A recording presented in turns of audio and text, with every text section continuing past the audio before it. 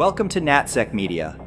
Frequently, we host discussions on spaces, and we were having a discussion with Lev Parnas about his experience working with Giuliani to undermine Ukraine as a political favor to Donald Trump. Before the audio you hear was an overview of the week's events by host Chris Sampson. Lev joined the conversation, and we were discussing when he realized everything was going to be different. In one of many interviews we will host with him, Lev dives deeper into the machinations used by criminals in the White House to both steal an election and subvert the security of Ukraine. Please, take a moment to subscribe to the channel, and thank you for listening. From every time I was taken out of my cell, you have to understand I was I was treated like El Chapo. I was chained from head to toe, strip searched. I mean, you name it, they went through every process every time I left the cell, and they brought me into the cell. To the fact that when they would walk me down the hall, they would shut down all the screens, so none of the other cells, none of the other prisoners could see me walking down the cell, so there would be no ruckus going on. It was really strict conditions. But that particular morning, two things happened. First of all, I didn't know my wife hired some attorney separate from me to be able to go in to find out, because she was there for 10 days at the jail and they wouldn't even let her tell her nothing or let her see me. So she hired somebody else to be able to at least see me and get me out. That day, that attorney showed up, and unbeknownst to them, there was a guard shift, and the new guard that took me out didn't strip search me, and I was able to sneak that card in my underwear to when I went to meet with my attorney. When I met this new attorney and I gave him the card, he thought I was crazy. He didn't want to even touch it. He goes, "How did you get this, and where is this from?" And I pleaded with him and I begged him. I said, they're going to pretend that this never happened, and they're going to say that I'm crazy, I'm lying, like everything else. Because at that time, they took all of not only my stuff, they took all my wife's stuff, my kids' stuff, every possible electronic and piece of paper that I could possibly have to prove any of the stories that I was going to say. And this was the last piece of paper, and with God's help, he snuck it out. As soon as they brought me back into the cell, the real guards then walked in and started searching my cell. You have to understand, it's a 6x8 cell with nothing in it. It's all cement. They were searching it for 20 minutes like it had some kind of holes, pretending it wouldn't tell me what they were searching for, but they knew and I knew they were searching for that card. So that moment right there, I mean, it was a moment for me going to thinking that I'm losing and going crazy, to start seeing clarity and start moving to the path of getting out of the cult. And that was probably the breaking point in my situation, a 7th or 8th day when I was in prison. You said a lot there. I want to break apart, but I want to go to these hands and I want to thank them for coming. Lev, brother, Duzu Diako. This is very important. Also, I've got, even though you guys don't see live up in the nest, while he was talking, I wired up a recorder here because this is important for us to remember. So first off, Joanna, I've got you here. I want to go through the hands in order, though. I see Joanna. I see Karen. I think Karen's hand was up the longest, so I'm going to do honor system if you guys know. And I need one co-host because we have a couple people trying to quest, but I only have me. So if we can add someone that would like to come up as a second person, which includes Lev. Lev, would you like to be co-host tonight?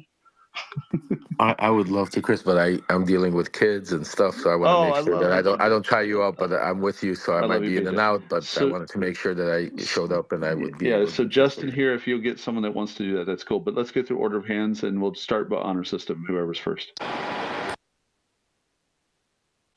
Let's see. Is it Karen? Was it Karen first? I forget who had the hand up. I am happy to go first, but if somebody else needs to go before me, I'm happy to step back if need be. Okay.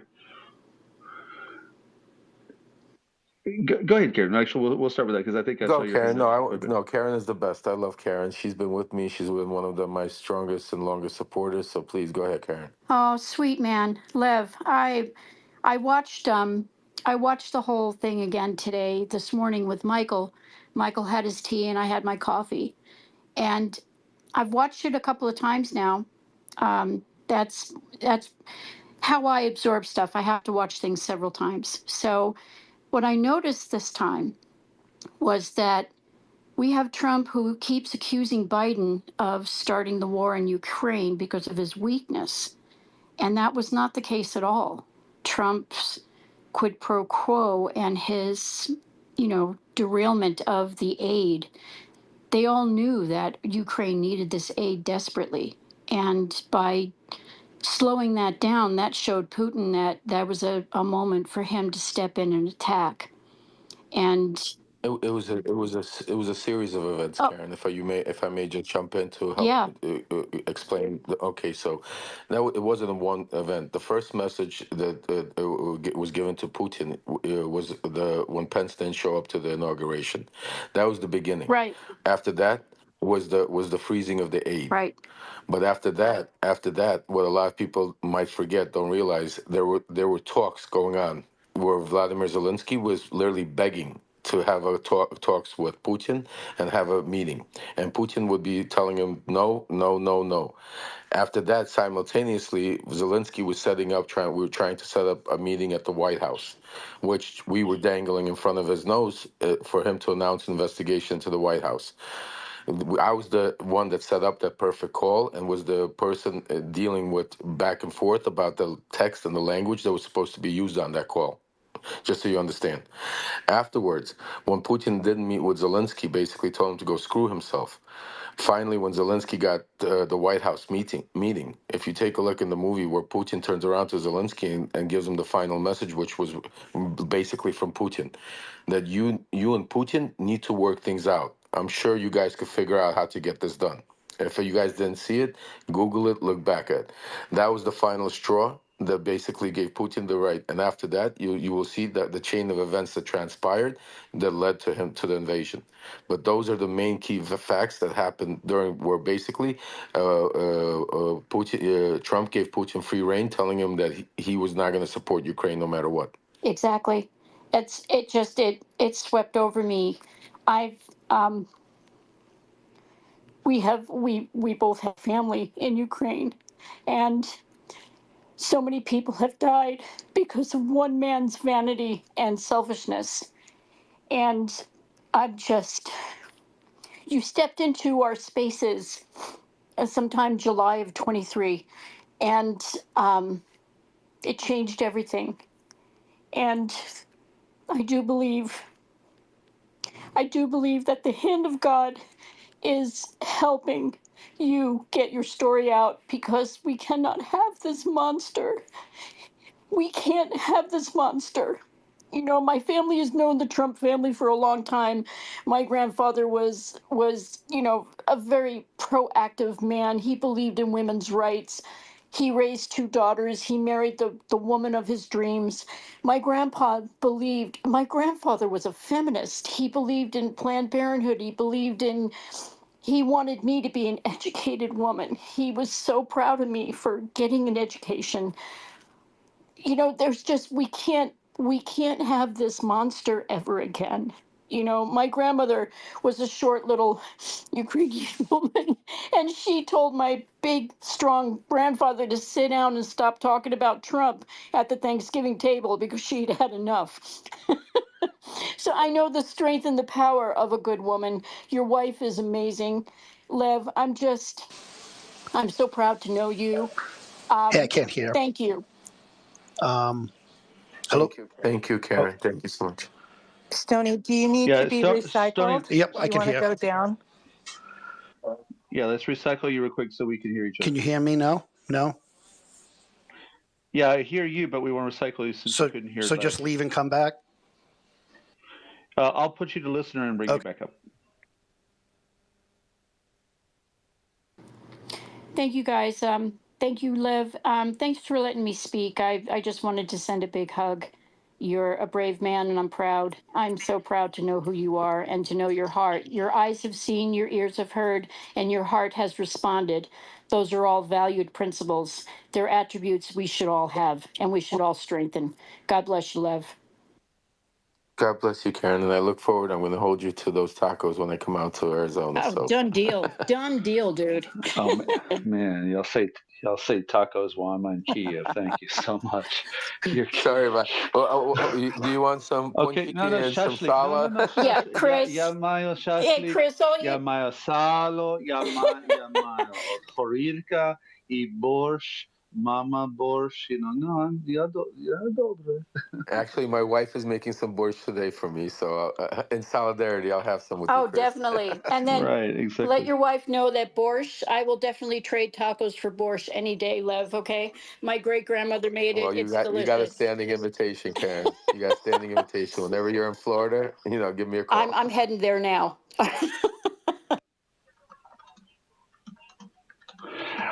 So I want to go through the hands. I also, Lev, the details. There are so many things we know in these reports, but your ability to bring them into a little bit more clarity is still stunning because I feel like I've poured these things over in my mind. For those who don't know how long the Mueller report is, go read it again. It's really, really long. And there's still things in here you need to hear in person. Co-host prerogative. Thank you, Chris. Hey, Lev. Wow, what a couple of days, right? So much going on. Oh, crazy. Crazy. I Incredible. mean, it just makes me remember those days when you were still with an ankle bracelet and we would sit in those spaces and you would tell us the stuff and our eyes would just be falling out of our heads. And the whole time, obviously, there are a lot of people that have this sort of like, well, I don't know, blah, blah, blah. And there's all these things that they've thrown out there about to try to lessen your credibility. But I'm just going to say, as somebody who's observed you for a really long time and who has watched you walk your talk, that's what I pay attention to, is people's actions and their utility. Are they doing something? Are they making it better? Are they making a difference? Are they moving the needle? And you certainly do that. So I appreciate that. And I want to say too, I think it's really important, and we've talked about this before, about the signals that were being sent. People don't really understand that the quid pro quo situation was also about diplomatic signaling. So you described it a little bit, like Pence not showing up, and these things that to a regular person are like, oh, you didn't go to a party? That's no big deal. But also there was the conversations about people being about Ukraine being corrupt. And Zelensky did an interview in Time magazine in the fall of, I think it was, I don't remember when it was, but anyway, he did this great. It was yes. Did It you was see that? with a good friend of mine. It was with my friend Simon Schuster from Yes. Time Magazine. Yes. Yes, yes. I helped with that interview. So good, right? Because what he said was, what a hard signal it sent, right? That Ukraine was a corrupt country. That means people can't, other countries aren't going to invest, other countries aren't going to help out, other countries are going to feel uncomfortable. So it's not just the U.S. The effect of what he did in that exchange, or those exchanges, was enormous. And that is the thing that I think is, people sort of jump over that detail over and over again, but I'm really glad you highlighted it. So I wanted to underline it and put it in bold, and dare I say it, use a Sharpie to circle it.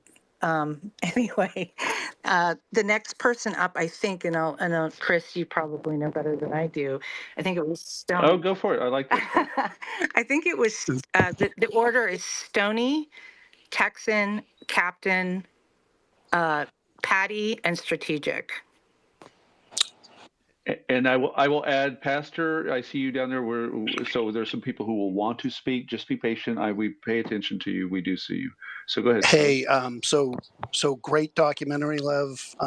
Really helps for the average person that maybe doesn't, pay attention to every single detail on the news. Gives them sort of a framework, and obviously the details. There's a lot of details in there to sort of be able to understand the story, understand what happened. Just watching as it occurred on the news at the time really wouldn't give a person the understanding of what was actually going on. So thanks for that. And even reading it in books, even if you've read books, it's a tough thing to follow when you read. So to be able to see it in that format was incredibly helpful.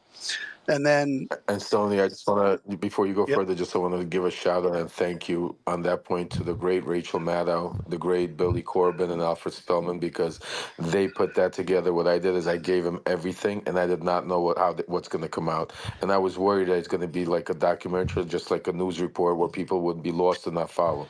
What they did with it, I'm amazed myself, and I want to give them a hands up because they did something incredible. They put a piece out, just like you said, Stoney, that is such hard to follow, so complicated, but they did in a way where you could follow it, understand it, accept it, and relate to it, and then look back to what really happened and say, wow, now I understand what happened in that time frame, because a news story doesn't say the words. Because what our strategy was when I was in Mega, and what their strategy is till this day, is to keep moving the news cycle every day to such craziness. It absolutely. doesn't matter good, bad, or nothing, because if you keep moving it, people just get tired of hearing it, and then they get numb to it. So I really thank you for that. And I want to thank Rachel Maddow again, Billy Corbin, and Alfred Spellman for doing an incredible job on that.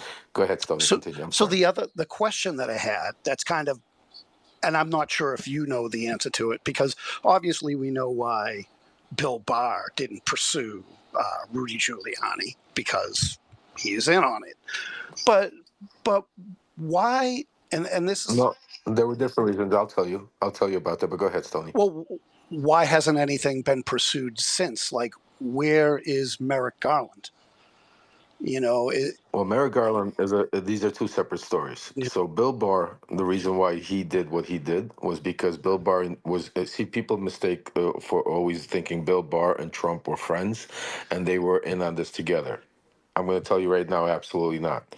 Trump and Barr were on two different planets, and Barr was brought in because Barr has his own ways of feeling about the presidential, and that president is immune to anything, and to protect the integrity of the presidency. That's his whole idea. Trump was on his own strategy to be able to destroy Joe Biden, Hunter Biden, and do this whole thing. What Bill Barr, because he was on top of it and because he had control of all of these agencies, he understood that the information that we were pushing was false. He understood that when we would get picked up and when there would be the impeachment hearings, and if I would be called to testify and to show the propaganda that we were pushing, it would make Trump look even worse. So he tried to cover up for Trump by shutting us down.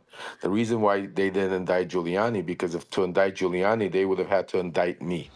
They were dying to indict me on FARA charges, but they couldn't indict me on FARA charges without indicting Giuliani, Pete Sessions, and others like Joe DeGeneva and Tunzing. And the biggest problem that Bill Barr didn't want with my arrest, they needed the big boom to for the world to think that I'm a Russian spy criminal to discredit me.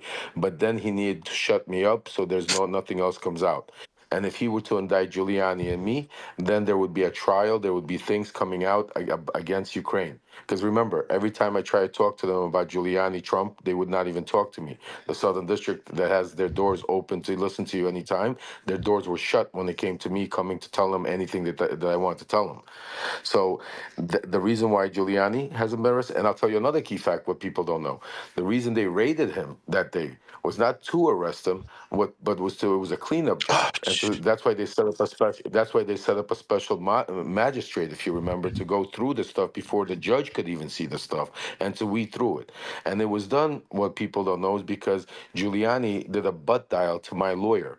And before he was able to hang up on that recording, he left my lawyer a message saying that, we need to speak to Lev, have him call me back. And then as he's hanging up, before he hangs up, you hear him saying that, I need the 200 from Robert to send it to me without anybody knowing about it, and make sure that get rid of all the burner phones after I get off the call. well, And that recording, my lawyer sent over to the judge because the Southern District didn't want to accept it from me. And when the judge was going to make it public because of filing, that's when the Southern District all of a sudden raided Giuliani's houses to be on the pretense that he was going to get rid of some phones and stuff, and took all their stuff to start again hiding the information. So that's why Giuliani never got charged, because it was never, when my arrest was not about getting to the bottom of the corruption. It was about to cover up their corruption that they were trying to do and use me as a scapegoat. wow. Wow. Thanks, Lev. And Merrick Garland, just to put I think Yep. Merrick Garland is a good man. He's not corrupt, but he should have never been attorney general because he came in, we needed somebody to come in and clean house and have accountability to save the integrity of the DOJ. He thought by coming in and trying to make it quiet it down and not look politicized and take time, he made it even worse because they kept going and now it looks even more politicized. So Merrick Garland, he was not the right man for the job, not because he's a bad guy or stuff like that, but we needed somebody different. Jack Smith for AG. Thanks. Oh yeah, if Jack Smith was AG, I think it would be a different it would be in a different ballgame. Yep. Thank you. Thank you. Yeah. And I think next is Texan. Hi there. I've really enjoyed this space, and I'm a big fan of Lev. I don't know if you can hear me or not, but I followed him for a long I'm time. here, of course. I know. Thank you, Texan. Thanks. I just want to say, well, I got a couple questions. I got probably the craziest question you probably ever heard. Is it really true that Trump stinks like poop?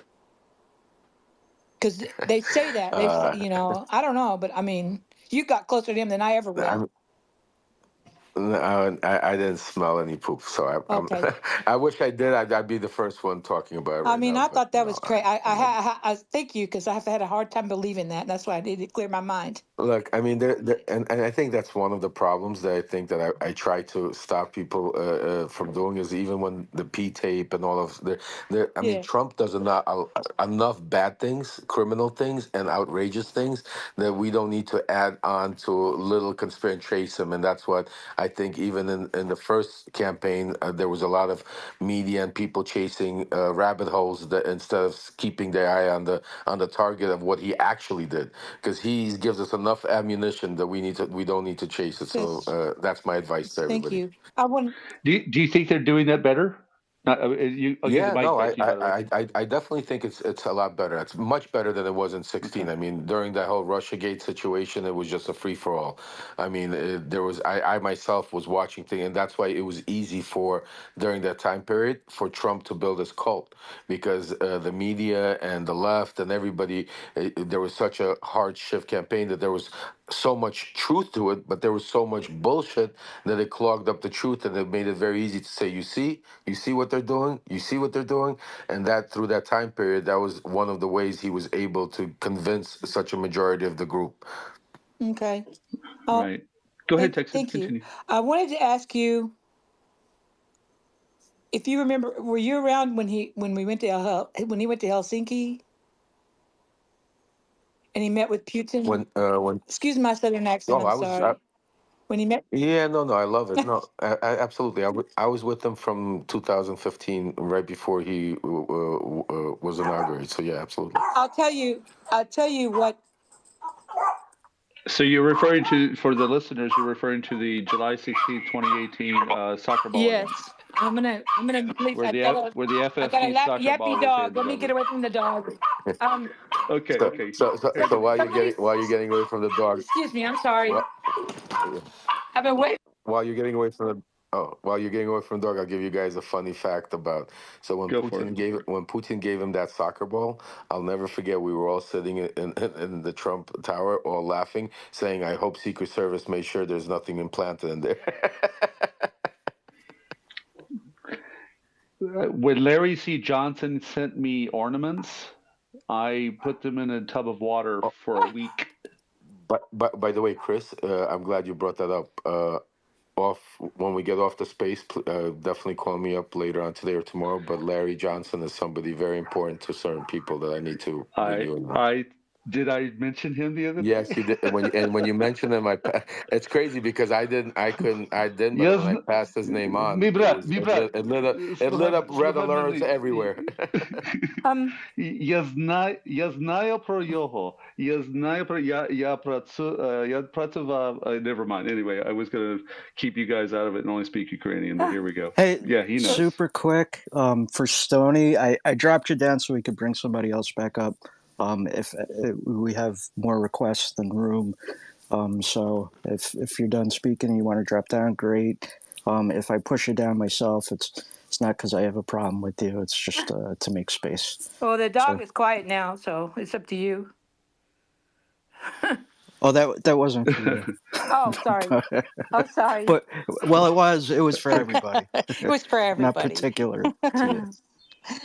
Yeah, if Yeah. you don't have your hand up or if you are done speaking, we'd appreciate it if you would cycle down, and you can raise your hand again and we'll cycle you back up. But we want to give as many people a chance to talk. Right, Justin? Right. Exactly. Exactly. Exactly. The next person is And, Captain. But go ahead, Chris. Sorry. no, I was going to say, speaking of people who need to be heard, he's not here to speak about it, but the great John McCain condemned the action in Helsinki as a grand betrayal of all good things. So I just want to make sure his voice was heard as we pass that factoid. That's all. Go ahead. Yeah, Helsinki was such a low point. I mean, I was nauseous for days after that. It was so obvious what was happening. The next person up is Captain. But by the way, the most shocked person out of the whole Helsinki thing is, I take. Why don't you guys guess? Who do you think was shocked more than anybody? What happened in Helsinki? Take a guess, Chris, Joanne. I'll give you one guess each, and I'll tell you. Trump. Nope. Go ahead. One more. Putin? Oh, bingo! Vladimir Putin was in shock there because the room, the wavelength, the stuff I started hearing, literally the phone calls right after that from people inside this camp, they couldn't believe the shit that they heard. He looked at him, he couldn't believe. He said when he turned around and said to, my national security advisors are telling me that it was Russia, but I just spoke to Vlad over here, and he told me, nah, it wasn't us. Why shouldn't it be that? He flipped. He couldn't believe that nobody. That was like the biggest day in the Kremlin, I think. You know, I That's compared amazing. the body language that he used that Trump had that day, that when he was being led around like a dog on a leash that whole day by Putin. But I saw that same body language when he was in the debate. He started to hunch his shoulders up, his chin went forward. Like, it was amazing. He really shows, everything shows on him. He has a terrible, terrible poker face. Anyway, sorry, Captain, go ahead. Awesome. Is that me? All right. All right. So, Lev, first of all, I just want to say thank you. I've seen you in spaces before, and I did not know who you were. I just thought that you had a pretty cool profile pic, right? However, you speak truth, and I really admire that about you. I had the privilege to step into space last night. I kind of caught the end, and you spoke about some very important things. And also had a chance to watch half of that documentary, and I encourage everybody to go and watch it. All right. Also, please share the space. My God, we need more people in here. It's the small little Pac-Man thing at the bottom. Share the space, share it to your posts, and get your friends and family in here, because this really needs to be talked about. So I don't. Good man. Absolutely, sir. So listen, I don't stay too far away from the White House, so I have almost like a up close personal perspective of what was going on around that time. It was crazy. No explanation why things was happening, but you kind of knew something wasn't right? So I have a few questions. I had to write this stuff down. I didn't think I ever talked to you, I'll be honest with you. But listen, it says that Donald Trump obviously has a lot of followers. My first question is, Donald Trump has a lot of followers, and they believe anything this man says, right? Obviously, he says that the election 2020 was rigged. Why do you think he actually said that? What was his whole purpose around that? And I have two other questions, if you don't mind. Let's do one at a time though, so this way, because I don't like when we do a lot, because then sometimes it gets lost. We'll do one at a time so we get the full message. I think each question is important. So, for everybody to understand, that strategy of election being stolen was put into place probably 7 months before the election even took place. We started talking about strategizing about that sometime in May, maybe of 2019, around that time, where Giuliani was already talking about saying that if there's no way that Trump loses, it'll have to be corruption. They're going to have to try to steal the election. And that's where it started. So, and if you take a look, Trump started already going out and putting that into the airwaves probably 3 months prior to the election, saying that there's no way that Joe could win unless the election is stolen. And that was the strategy to already implement into people's heads. So this way, no matter what happened, there would be already a controversial. And they're doing, it's the same playbook they're doing this right now, the same exact thing. So it wasn't that it happened overnight or something, but it was already being built up. And that's why you had the players like Eastman, Giuliani. I mean, they were prepared for it, knowing that it was going to come down the pipe. Wow. And I kind of seen that too, 2016, 20, and also, like you said, now. So that's sad. Because, I think one of his mentors also mentioned that never admit defeat. And I think he lives by that on a daily basis, no matter what happens, right? My other question is, after the whole January 6th thing and the election was rigged, do you think Donald Trump will actually go to jail if he doesn't win? I think 100%. And the big tell-all to that, I'll tell you this much. So his case in New York, we'll take that one for example. There was a reason why I think the judge allowed it, and the prosecutors didn't object to moving the sentencing date. I think Trump screwed himself again with that one, because if they would have had to sentence him on September 17th, they wouldn't be.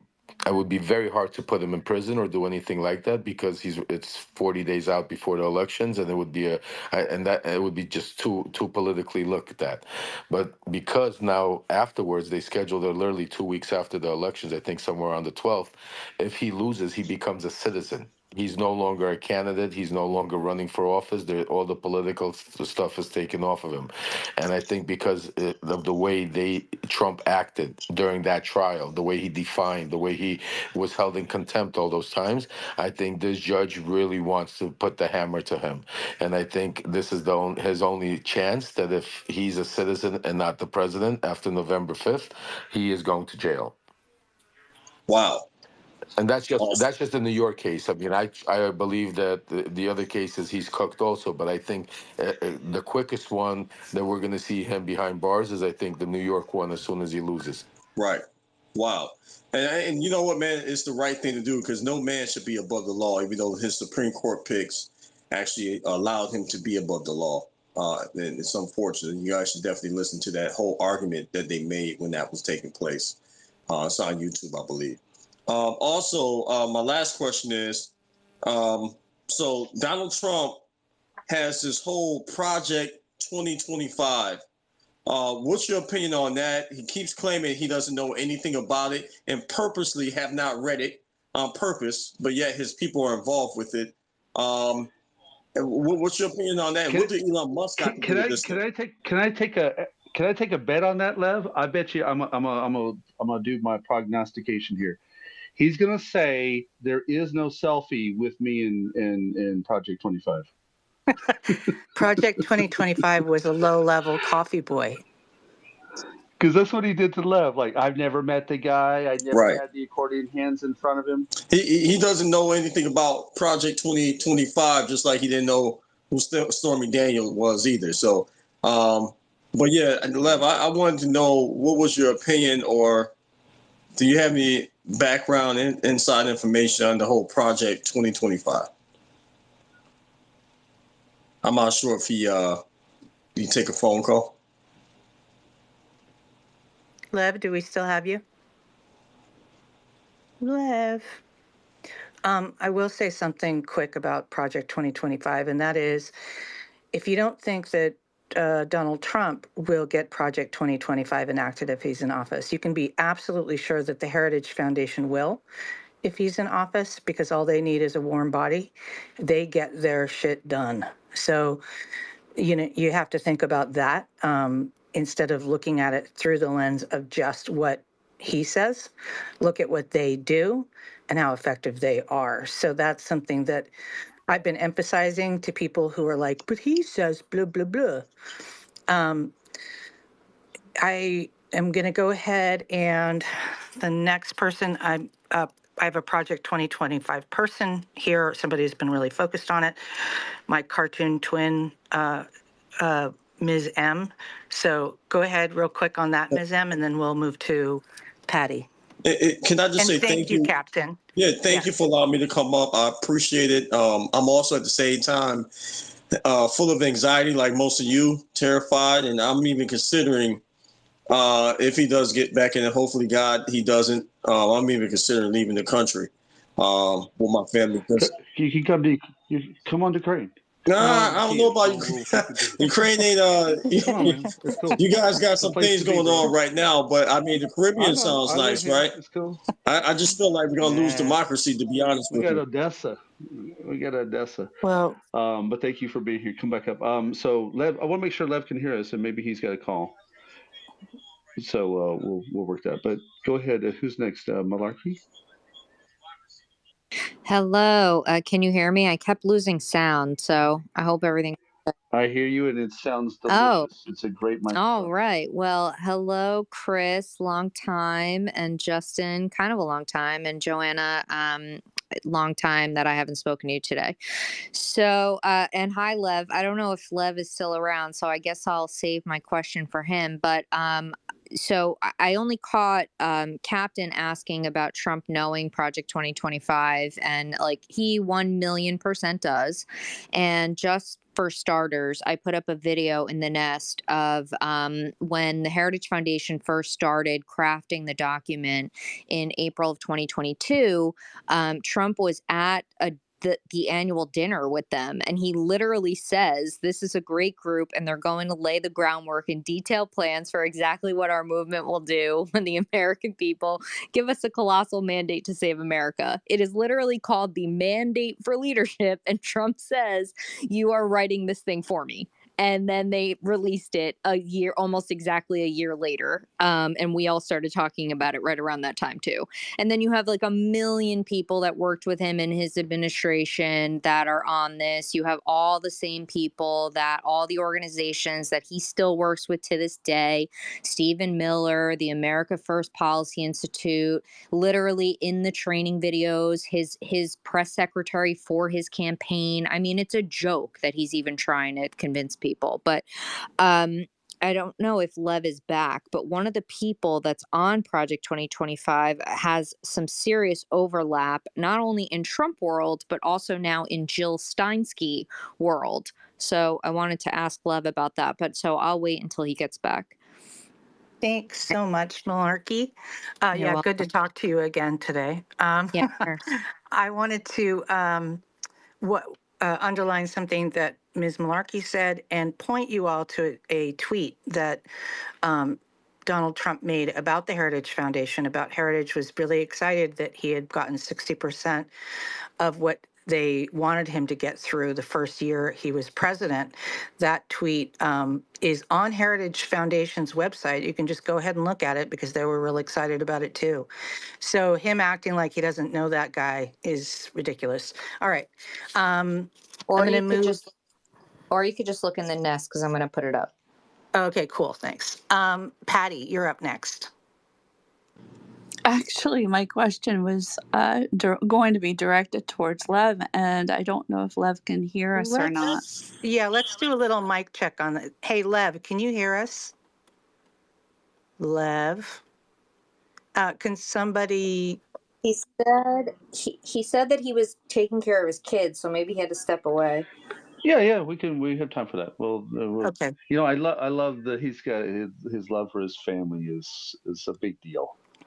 Yeah. It can be a lifesaver for some people to say, you know what, they're number one, and we'll come back to that when he's ready. So we'll keep the discussion where he can come back in and ask Yeah, questions. we'll move to the next person, and then hopefully if you can ping Lev just to make sure he's not having technical issues, that would be awesome. So the next person is my pal, Strategic Jane. Go ahead. Oh, it's always when the speaker is gone that I end up Hey guys, do you hear me? pulling something up Guys, here. you hear me? Hey, there Oh, you are. I am so sorry. I Uh, had a very important call. I couldn't get No, off, and oh, I am so sorry, guys. I'm back. I apologize. Papa-san, there you Forgive go. me for that. Just bear with me May because there's may a all lot I of ask good. him my craziness going on, so question? I might be going in and out. But yes, I'm here, and I'll do my best to stay with you. Go ahead. Yeah. Okay, hold Thank. on. Yeah, Yes. Patty, go ahead, ask your question. All right. Ms. Malarkey, you can ask your question, and Jane, you can then please go ahead. Everybody, please be quick with the questions, though. Thanks. All right. We've gone ahead and we've brought up, Merrick Garland, and I'd read a pretty good thread from Mueller, she wrote, in regards to how there was a tremendous amount of well, let's just put it this way. There's a lot of representatives that are putting roadblocks in front of a lot of things that Merrick Garland and Jack Smith have been trying to get done, starting out even before with trying to even start the investigation, trying to get particular people into place. They've done like a whole lot of things that they've done. Now, my question is, and I wish I had that handy so that I could throw it up in the nest. Maybe I can get a hold of Allison and ask her if she could go ahead and she could, give me the link for it.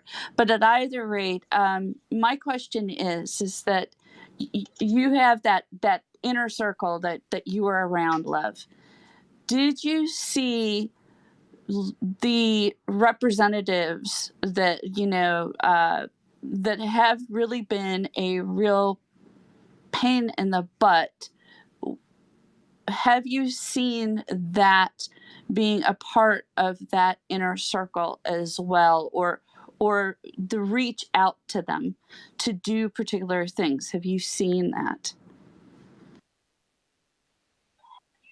I'm sorry. I was. You were breaking up a little. I'm trying to understand the question. Did I see representatives like other congressmen or senators being complicit in what was going on? That's it exactly. That. Oh, Thank you for rewording yeah. it. Yeah, thank you. No, absolutely, and that's why in the movie you see several, but you don't see them all. There was a bunch of other people that were involved that I speak about. I go more in detail in my book, and I obviously am going to speak about all of them now. But it was that's the problem of it all, because the biggest guardrails that we have, that I thought we had, and I'm sure that every American citizen thinks we have, is that the president can't be a dictator because there are other people around him watching what's happening, like congressmen, like senators, like attorney generals, like people that should be there to serve the country and not serve the man. And what started happening with Trump in the transition is he started getting these people to start to serve him. And then you started seeing all of these senators and congressmen to start supporting the lies because of their own personal races that they were involved with, for their own personal careers that they were part of. And that was and is the biggest problem today, because Trump would never be able to do it on his own. I don't care how much Trump goes out there and how much he talks, but he would, yes, he could have his base of crazy nuts, but he would not be able to get such a support unless you had people in Congress, in Senate, in the media going out there and regurgitating his bullshit, his lies, and Russian propaganda. And that's, I think, even more of a problem that all of these people, and that's why I think what I say, and I keep saying accountability, that Trump is just part of it. There has to be accountability all the way down to make sure all of these people that enabled him, allowed him, and even used him to their own advantage, because a lot of them hate Trump, can't stand him, but they use his rhetoric, they use his craziness to be able to do their own criminality or their own crazy stuff that they're trying to do. And that's what we have right now installed because of Trump world. Amen to that. Amen.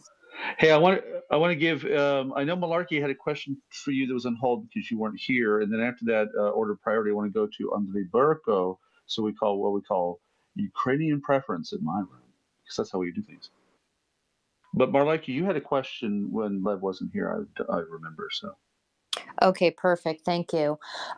So, Lev, I watched the documentary for the second time last night, and I didn't notice the first time Jay Sekulow sitting at that table with you. I guess what you called the BLT team.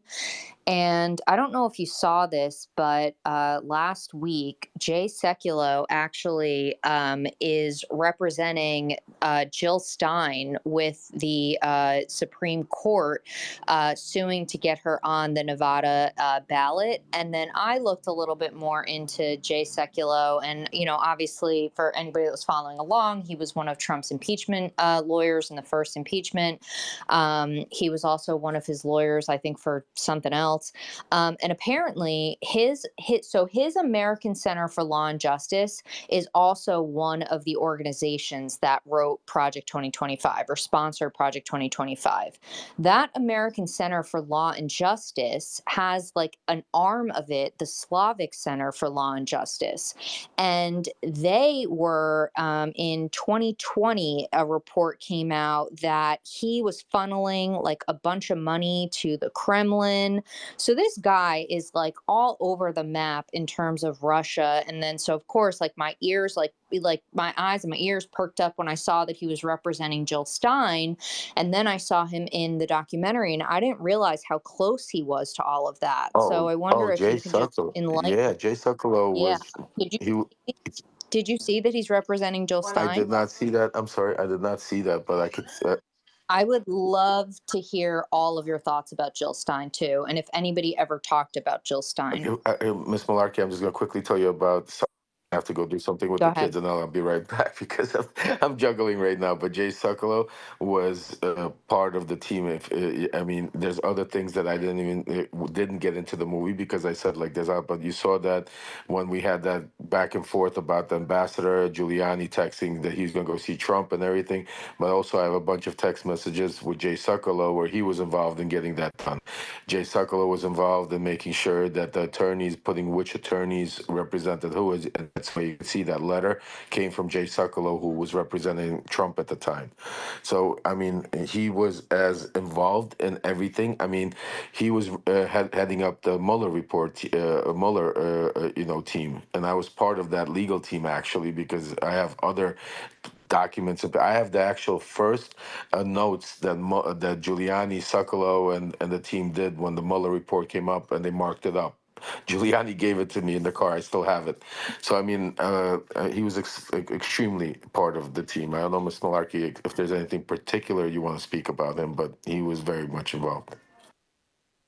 I guess I just wanted to ask you, like, your thoughts on him being involved now with Jill Stein. And obviously, there's been like a lot of like long time talk and a lot of evidence too about Jill Stein being connected, to Russia. And, I guess I was also just wondering if you all ever, if anybody ever talked about Jill Stein, because now she's running again, of course. No, Ms. Malarkey, Jill Stein was not somebody that was in our orbit. So can you call anyone and get dirt on Jill Stein? I love you, Miss Malarkey. I got so many battles going Not on. in Ukraine. I mean, Not in Ukraine, you all. Yeah. She's a persona non grata. Did you at this find point. a laptop? Just kidding. JK. Anything. Yeah, JK. Nothing criminal. Nothing criminal. But the thing is before you get on Drew Burka, the thing is with her, it's like, she's got it stamped on every part of her DNA. That's almost like, why do we have to ask if we've got anything? It's right there. I do. Hey, I will say this editorial. I appreciate Jill Stein investing in Raytheon. Raytheon helps to kill Russians. And on that note, Andrei Burko, скажи, будь ласка, брат, добрый день. Добрый день, добрый вечер. I actually have a question for Lev. I don't know if he's still around or if he's already.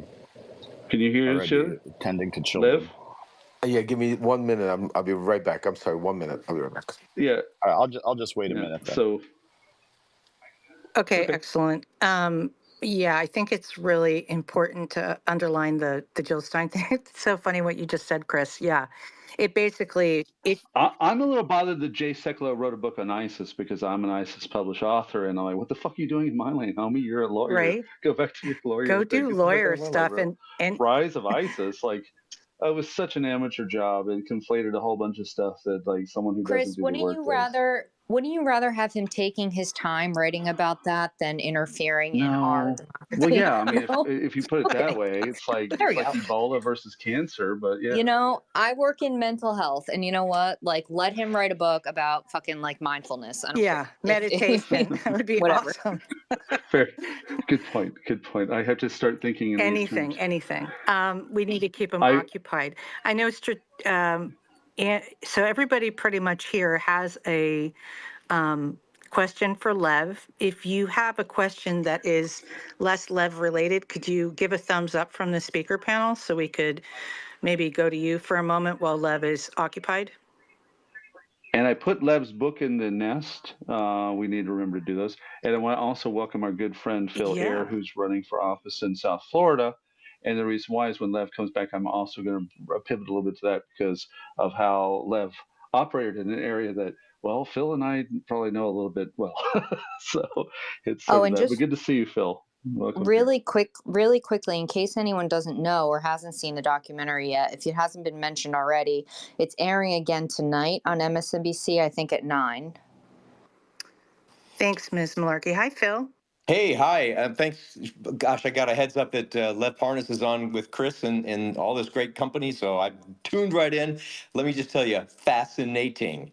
And I think we'll agree with this. So my pitch right now is very, you might call it self-serving, but it's not. It is serving our country. I'm an American when I say that we do need to stop all of this collusion with Russia. We need to stop being in the Churchill or Chamberlain. We need to stop, not be Chamberlain, and we need to stop Project 2025. So I am a candidate for the United States House of Representatives, completely on your side. I got my NAFO badge earned through both on active duty in the U.S. Navy as a responsible for staff responsibility for the naval strategy in the Ukraine Black Sea region.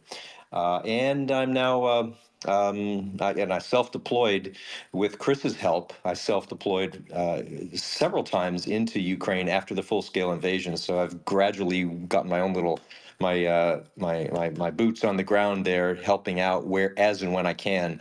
And I'm so much of a fan. I'm running in the most southern district of Florida against a guy who will never cross Donald Trump, against a guy who might talk from time to time a good deal on Ukraine, Russia, but he will never, ever act in a way that is going to stand up for our values. He's just completely gone over to the dark side. When you also just look at, he doesn't have integrity. When Trump has rallies here in South Florida, his name is mentioned and people boo him. You might think, well, that's not so bad. No, it is bad because what they're booing is his lack of integrity. Not anything kind of smart from his mouth that they would boo me for.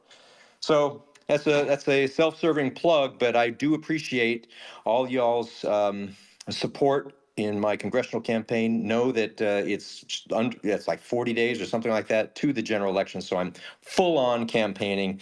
I know that some in Lev's family know and support me. I'll say that without him being online to correct, but I'm here, Phil, and I support you, and our family supports you all the way, Phil. I just got back. yeah, okay, great. So thank you Excellent. very much for all your patriotic duty. I've got to run, and Lev, I'm heading up to DC for 2 days with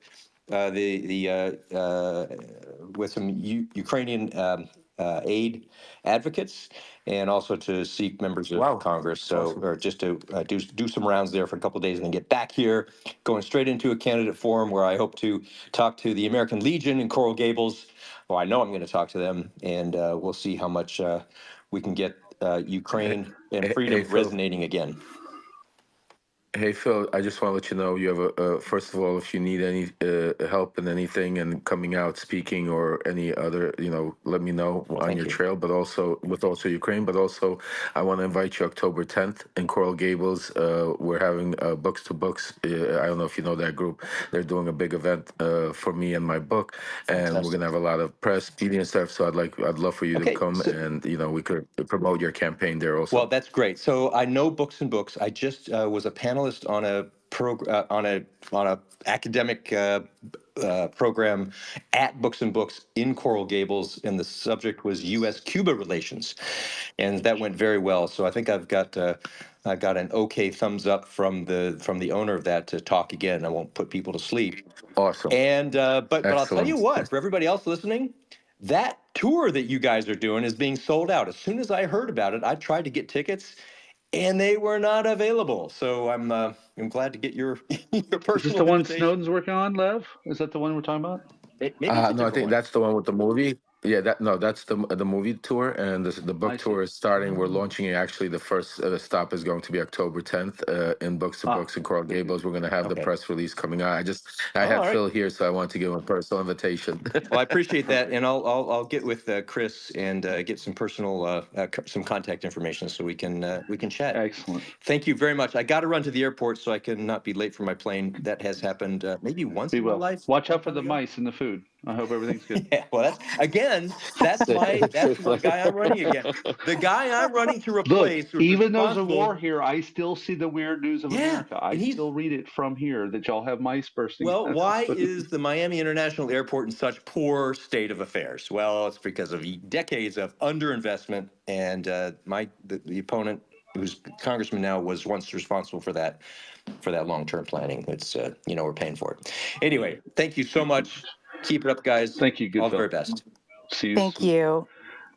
And we'll have you on also before the end of election time so we can talk about how things are going. Andriy, I want to return back to Andriy.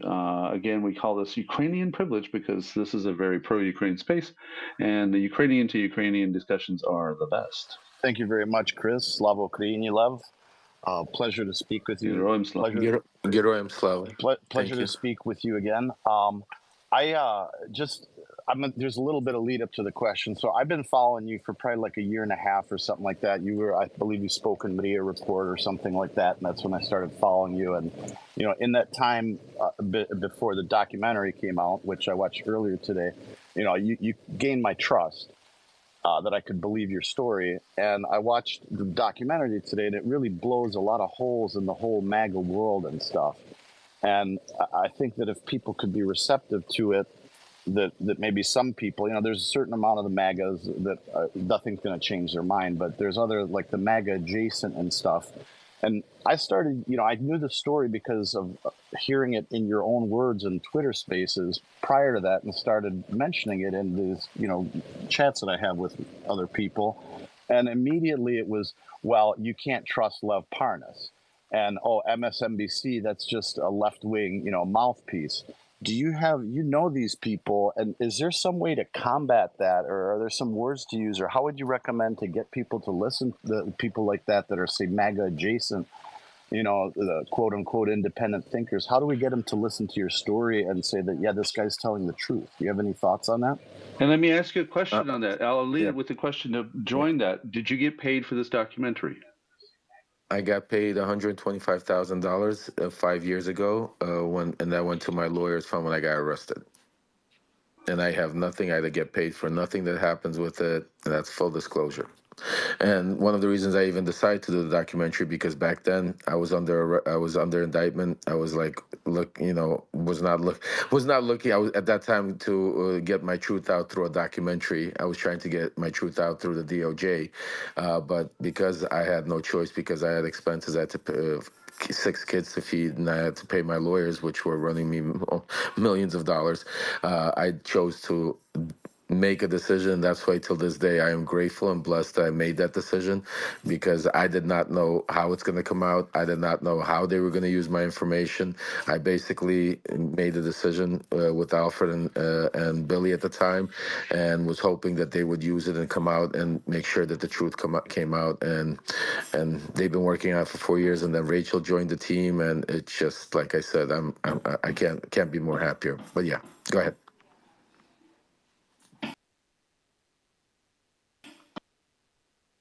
So the question still on the floor is about Oh, I'm sorry. What was the persuasive. question? I got. No, it's okay. I'm sorry. What was the? I did too. I was like, oh Who wow. paid 5 years? Real quick.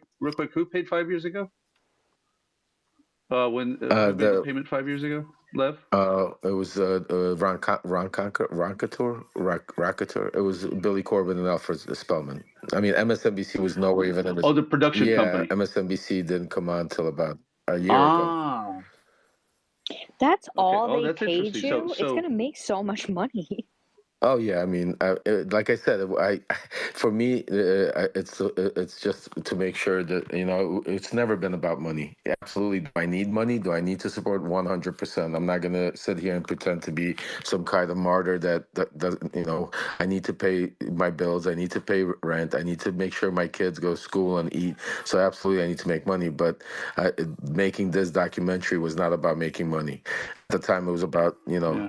first of all, being able to stay out of jail and paying my attorneys, but also to make sure that somehow the truth got out. And I was hoping they did the right thing, and they did. I mean, I'm just amazed at what they did. Thanks for the clarity on the disclosure on that. It helps people. I think that's one of the things when we see the John Donovan behavior in there, and this other part that corrupts the media so directly, that when people can understand, for instance, when I went on MSNBC a few times, actually a handful of times, but CTV, BBC over terrorism, they didn't pay me for those things. Those are basically, we know you know this topic when you come on, and Yeah, I mean, there's just no just for quid pro full quo. disclosure, I mean, people, because when they see you on TV and when they see things happening, they think, oh, that you're getting paid. I've never got paid, not one time on any interview I've done, not on MSNBC, CNN, anyone. I've never got paid on any report or magazine or any articles. I've never got paid. I mean, this is the only thing I've ever got paid on was this documentary, and it was 5 years ago. So for full disclosure, to make it clear for people, Walker, I've never got paid to put a tweet out. I've never got paid to post anything So I just want to make it full disclosure, very clear that yes, am I hoping to maybe after the elections be able to go out and do speaking arrangements and sell a book and everything? Absolutely. Viability for But recidivism. but till this day, I haven't got a penny, guys. So just so you know. Yeah, viability and recidivism do go hand in hand, from what I understand. But Don't do crimes to we're make gonna go money, through the kids. hand. That's the moral of the story. Don't There you crime to go. make money. We'll go through the questions, and Can then we one of the go to questions the we will question eventually of ask is, how do we get these MAGA adjacent types Oh yeah, I'm that just sorry. discount you and say, oh, you can't trust them Andre, anyway. yes, Andre, I'm so sorry. I apologize. I'm so sorry. Okay. Yeah. So I mean, I listen. What I think the simple answer to that, I think, is staring us right in front of our eyes. And it's this movie that Rachel and Billy Corbin produced, guys. And it's not because it's my movie and because I'm biased, but just let's understand what is happening right now. The whole mega world, not only mega world, but all the GOP are shaken to the rock. An earthquake hit them. What you're watching, if everybody just takes a back seat right now, close your eyes and take a look in time and think: have you ever seen Twitter or the media as quiet as ever after a bombshell ever that has to do with Donald Trump or any of these people? This was not a bombshell. This was Hiroshima in the G. They are scrambling right now. They don't know how to respond. They are hiding because no matter what they respond to, they understand that I have the truth. They understand that MSNBC has the receipts. They understand that's why not everything is even. This is like, go ahead. Sue us. Go ahead. Attack us. Because we understand. Just think about it. Has Donald Trump not attacked anybody, or have they not sued somebody for defamation? That's their first attack. Can't do it here. And they know it.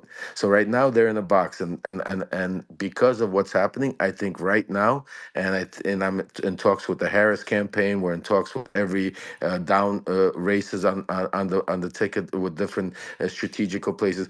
This movie needs to be put in all their face and the pedal to the metal, because they need to respond and not let them change the news cycle. I promise you, you're probably going to see them come out Monday and say that, there's alligators being smuggled in with from Tijuana with drugs in it, and it's the cartel and it's the borders, just to change the news cycle. I mean, this is the crazy shit that they do. Don't allow them to do it, Andre. And now this movie gives everybody the ammunition, because now when they say something, now when they tell me that's not Lev Parnas saying it. That's Donald Trump's own word saying Ukraine doesn't have oil, or how are we going to fight? That's what I'm saying to you. That thing in that video, that's what I'm saying. When we had that conversation a few weeks ago, where I asked you verbally, but you when I see it in video, it shook me. It pissed me off because I could literally go, oh, okay, so they won't survive. Yeah, they have oil, sir. Oh, they have oil. Like, oh my God, Jesus! Like, I don't care if there's people there, if it's already being invaded. I don't care. But oh wait, oil. And that's what we were discussing was the contemporary. I want to stick with Andre's point though for a minute, which is that you have this ability, and I think everyone that I know here that has been following you is kind of in awe of the ability to go right into those stands and go, yeah, I'll talk to you directly. What can you tell this audience about that maybe they take away? Because my criticism of my own crowd of people in general is we're dependent on MSNBC to arrest Cheney for years, and we watch Olbermann, and then we watch the crowd now, and we all mean well, but we're not able to reach to that Fox audience and that Newsmax audience, and you walk right in there. You're just like, hi, I always know where I can find Lev if I can't see him around you guys. So building on Andre's point, what do you think we should learn from Well, that? one of the things that I also tell everybody is stay away from the crazy things that they will tell, because one of the strategies all of these people do is, if you take a look, they ramble on. They'll say something like, they'll ask you a question. They'll say, well, Andre, didn't Trump, was Trump the first one to give him javelins? So they know that's a fact and it's a true, and Canada. they know that you're going to have to respond by yes, but they won't stop there. They're going to then ramble on saying, and he did this and did this, blah, blah, blah, blah, and they put you in a position where you are now defending yourself and trying to respond. And most of those things that they're telling you are lies, and you can't defend a lie. And that's what happens. And then it becomes screaming matches. And then they're like, oh, here you go. It's the same routine. What I do is I don't go into that stuff. I don't discuss policy with them. I don't discuss that. I don't allow them to ask me 5 questions at one time. I put groundwork. I said, ask me the question. Let's go over it. Let's get the answer. And then we go. And that is why over time they have stopped debating me. They don't if you take a look, I'll go now when I go on Mario Space, it's all liberals on the space. There's now nobody will come up to even talk to me. It's so it's one of the things is don't allow them to get you to stay on the facts, because again, like I said earlier today, Donald Trump gives us enough facts, ammunition of what he does criminality, that we don't need to go into any other rabbit holes or try to chase anything else. Just stay to them and move. And right now, God, because it wasn't my if I could have scripted this, guys, and planned to have this movie come out 40 days before the election, I mean, I couldn't have done it if I wanted to. And Rachel and also Billy, I mean, this is God's work, the way, because there's a lot of forces that are out there that we're trying to make sure that did not get out, including lawyers. You don't understand the legal work they have to, because these are such Actually, I get a bombshells. little sense This of is how when they people are. turn Yeah. around to me and say, "Hey, how do we know this is true?" I said, "Well, the first factual thing should be is that none of the people in the movie have denied it." Not one of the. You're the one denying it. You don't want. You're telling me it's not true. Donald Trump's not saying it's not true. Rudy Giuliani's not saying it's true. Why are you saying it's not true? You weren't even there. I mean, it's simple. Stick to the facts. I mean, right now we have the biggest ammunition. We have their own words on tapes in the movie where the whole world just put it in their face, respond. And you guys have this ammunition to go on any of these spaces, to talk to any of these people. Now, when anybody bring up the movie, don't even just bring it up and say, well, Donald Trump, I mean, did you see? It's his own words. This is not Lev Parnas saying it. This is not MSNBC saying it. Did you see the text message? That was Rudy Giuliani's text message. Did you see the email? That was John Solomon's email to Rudy Giuliani saying that the FBI got Hunter Biden's record. That's not Lev Parnas saying it. That's his email. I mean, these are the The facts. attribution issue is exactly spot on. That's it. When I Yeah, heard that's the pretty Giuliani brilliant. part also about the withholding, yeah, holding the weapons back. I mean, to hear it, we read about it, we knew about it, but to hear it, like, oh my God. So let's go to the hands because we're not ignoring Yeah, you. We definitely, when we have this amazing clarity on such an important thing, Lev, Diakwam, for everyone here. Let's go to these hands. I Thank you, little brother. housekeeping. I'm just going to go through the list and the order so everybody knows that we see you, so you don't feel impatient. So next is strategic. Then we have Trump secrets. Then we have Ingrid. Then we have Lisa. Then we have Stephen, and then we have Mad Pack. Okay, so everybody, I am paying I attention. think they like you, Lev. They want to know. Yeah, and we have requests. Your book is Your book is in the nest, and yes, we have requests. So I Oh, did put your book in the thank you, nest, Chris. by the way, Thank you, Lev. Chris. Of course, And I bro. just want to say Of course. something. Yes, by buying the book, you support me, but more than supporting me, I could tell you by buying the book, you are going to get such a knowledge of information that's not even close to that's in the movie. That will now, by watching the movie and reading the book, you will educate yourself to the point of no return, and you will know everything that happened because Ukraine is just one of the things, guys. I was involved with him in Venezuela on the phone with Maduro, setting up a soft landing, and people can't realize why he's on constantly in his rallies talking about Venezuela and Maduro. And people don't know that I'm the one that introduced him to President Erdogan in Turkey.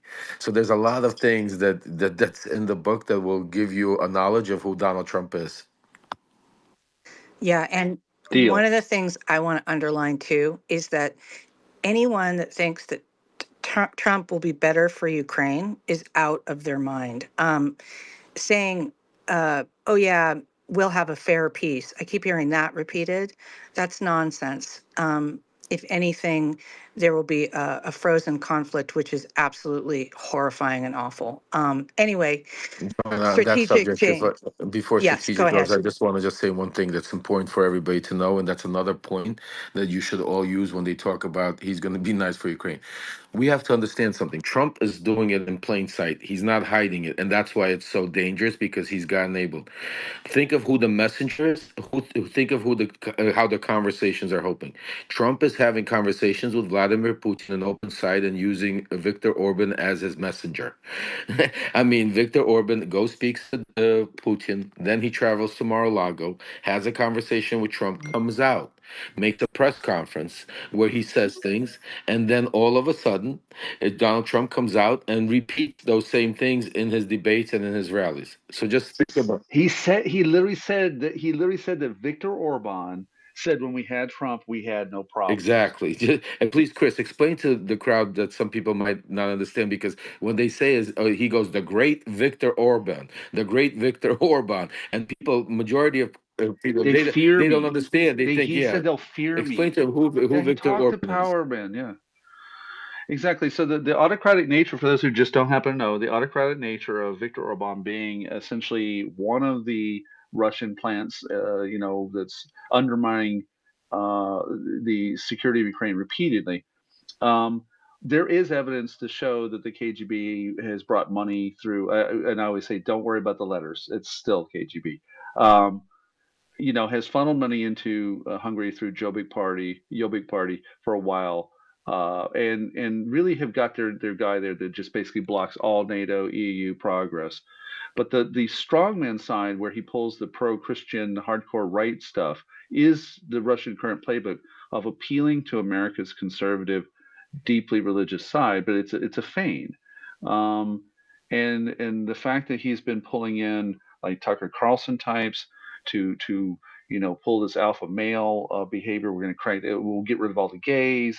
We won't be having any of these problems. We restore real Christianity. But the way he plays the ego of the fear guy, that was the line out of the debate. That should we call it that?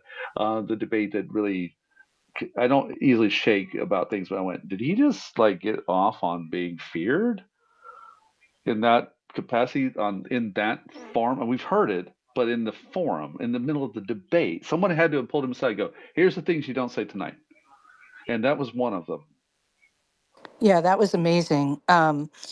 Really important to know, too, that Russia is not a Christian nation in the way that Americans see a Christian nation and the way that the Christian nationalists see it, because they don't allow evangelizing in Russia, and it's only the Russian Orthodox Church, which is part of the KGB, that is allowed. So people don't know that, and they're like, "Oh, they're a Christian country, and they're really, actually the restrictions on religion there are really, they're intense." So I'm going to go back to strategic. Thank you for being so patient, everyone. We are trying to get through hands. If you've already spoken, if you can drop down, that would be great. We will cycle you back up. Just put request again. Thanks.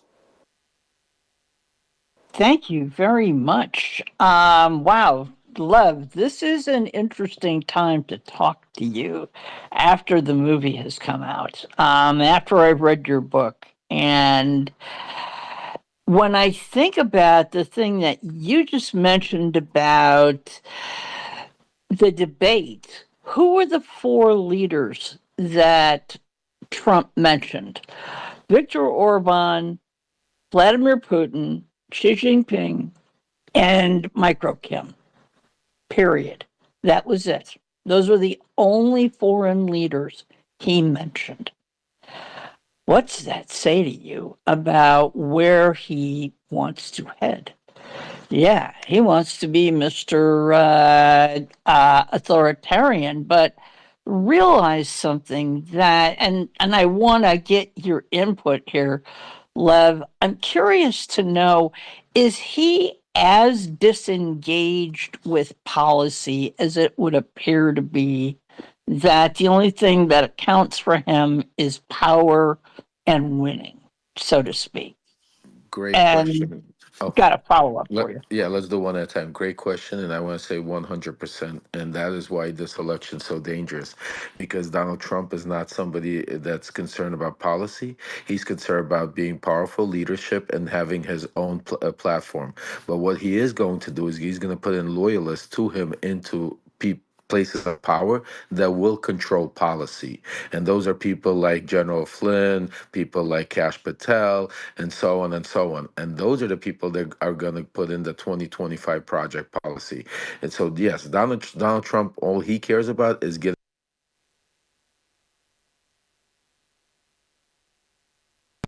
I don't know You're if you hear cutting me. out. Yeah, I have Yeah, a you call rubber coming in. banded. I have to grab this call. It's my lawyer. I'll get right back on in a little bit. Sorry about that. Yeah, let's not mess that up because we need you, bro. Right? Strategic, did you have anything else to add while we have this moment while Lev is answering his lawyer? Yeah. Sure. I'd just say this from what he's mentioned thus far, and it sort of squares with what we know, although, God, he's verified it.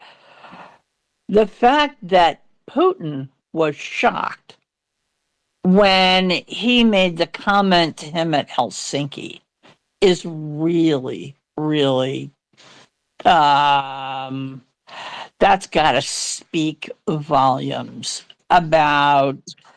And clarify to the listeners, what was it that was said that shocked him, just for those who didn't catch He that? was shocked by the fact that when Trump said, basically, I don't believe my own intelligence community because Vladimir Putin has said.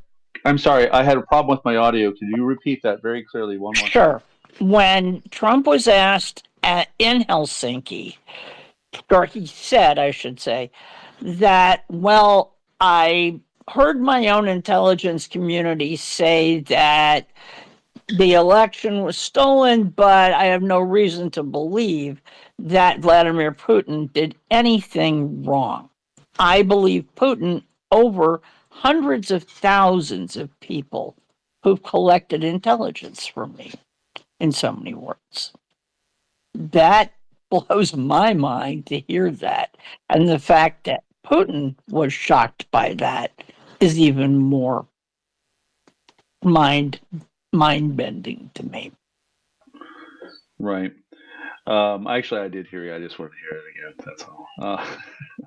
I'm difficult like that. I want to actually, we're going to go to the hands, but there's one more thing that in the discussion a minute ago, Joanna, you asked about uh, Putin's use of soft power, of saying that, you know, like why Orban would say, when we had Trump, we had what we needed. Um, and why the Republican argument that he would be better is so ignorant of really how that soft power works. If you've got a person who essentially does what you want and will subdue the terrain, for instance, the biggest one was to undermine NATO, to constantly keep NATO in flux and threaten it, and there was a lot of things that he was getting out of him, which if you get that, that's the superior sort of control system. Everything back to Sun Tzu will tell you to do, control your adversary like that. When you can't control your adversary like that, you resort to physical means. So he was getting his way in Donbass. He was getting his way in Crimea. He seized the territory successfully. And I have pointed out in one of my posts that the argument that he was tougher on Ukraine is completely subdued by the facts. Um, in each of the years, so 3 years of sanctions at the end of the Obama term, 89, the first of the last 3 years, because that's when the sanctions regime was established. But I think it was 138 and then 142 were each year for the last two. Each one of those is bigger per year than the entirety of the sanctions filed related to Ukraine against Russia during the Trump administration. And he specifically bitched every time there was a package to do it. The first one, like for instance, 2017, zero sanctions. Now think about that. He comes into office, the invasion is already underway. He has intelligence available to him. We know this is a goddamn fact to him because the OSCE was very public about this. That Russian military hardware is rolling into Ukraine at X amount of rate. There's no way he did not know that. And he did nothing about that except for finally, for those who don't know the details, because Lev said this a second ago, is when they say, well, America finally sent javelins. After Canada sent them, the first thing that happened on December 21st, 2017, was related to a $5.1 million sniper package that was only going to get passed because of the money availability. And it was actually not a gift. It was the authorization of purchase. That was the 21st. On the 22nd, essentially, Canada authorizes javelins. Then America authorizes javelins. So there's no hero worship in that. He doesn't get like, oh, I'm suddenly being tough on that. And then the last fact is the fact that those javelins had to be stored in the west of Ukraine the entire time. Um, so when they act bravado, well, we gave lethal aid. It's like saying you have a gun and the robbery took place and you never pulled it out of the case. It was in the back of the garage under the truck behind. That's where it was stored. How do we know this? Because the officials under the Trump administration repeatedly said they're in the country, but they're a deterrent. They're stored in the west when the war's in the east. And now all of these voices come out and say, Biden's a coward, Sullivan's a coward, and this is and they twist it. And they twist it to pretend like they're brave in a way that just a few years ago in the same situation, that not only were they not brave, they were sabotaging this country. And they were willfully insulting this country. Because one of the things you should see in that documentary, I'm going to cut the clips of Giuliani going on Fox and just grossly insulting Ukraine in a way that is essentially unforgivable. Because it's that type of poison that led to the genocidal invasion and murders in this country over the last 2.5 years. End of soliloquy. Who's next in line? Next in line, we have Trump secrets. Hi, Trump secrets.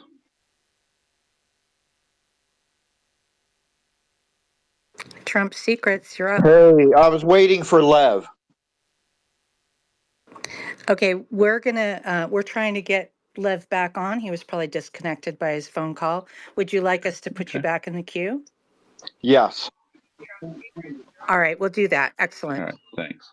The next All up right. is Lisa. No, I'm sorry, Ingrid. Go ahead, Ingrid, and then Lisa. Lisa Grande. Hey, Joanne. Hey, Chris. I thought I heard Spooky Bacon, but I'm not hearing him anymore. But hey, everyone that I know in this space. Buenos dias. Buenos dias, buenas tardes, buenas noches. And first, I want to give a clap to Lev. He's not here, but I'm sure he will hear it. And he hears it from me all the time. I want to say that I am so happy to be in this space with you guys because it brings back memories when we all started. I see that Pam is here too. When it all started, when we were hearing all these stories, and the beauty about the stories is I do believe what Karen said, that there was a divine order above us that was nudging us to believe the story, even though we didn't have the receipts. But when Lev spoke, he spoke from the heart, and we believed him. We took that leap, and trust me, over the year that we did that, we've heard so many bad things about Lev, but that did not waver us one iota. And I am so happy that it did not. It was disappointing to me this weekend to see certain people trying to disparage Lev again. But you know what? This time we're smiling because the receipts are there. They could do whatever they want to do. It doesn't matter because this time we are taking our country back. And when we say we're taking our country back, we're taking it back from bad actors that want to destroy it for us. Okay, we have a democracy that we have to save, and Lev is leading the way. I always like to say Lev was the product of why Trump got impeached the first time around. I like to say Pam is the one way he got impeached the second time around. I am totally embarrassed as an American naturalized citizen that Trump is currently running for president when he should not be running for president because we have a constitution that says he's unqualified to do so. But we're going through the practice. We're going through whatever, we're making up rules as we go along. And the oath that we take to the Constitution to preserve, that the president does anyway, to preserve, defend, and protect it. We are now like going around circles trying to misinterpret what's there and not hold it to what it is. And this way we can keep holding people accountable. I want to say something about Merrick Garland that a lot of people like to complain about. Let's remember that Merrick Garland came from the judiciary side. Okay, he was supposed to be our justice in the Supreme Court if it wasn't for Mitch McConnell.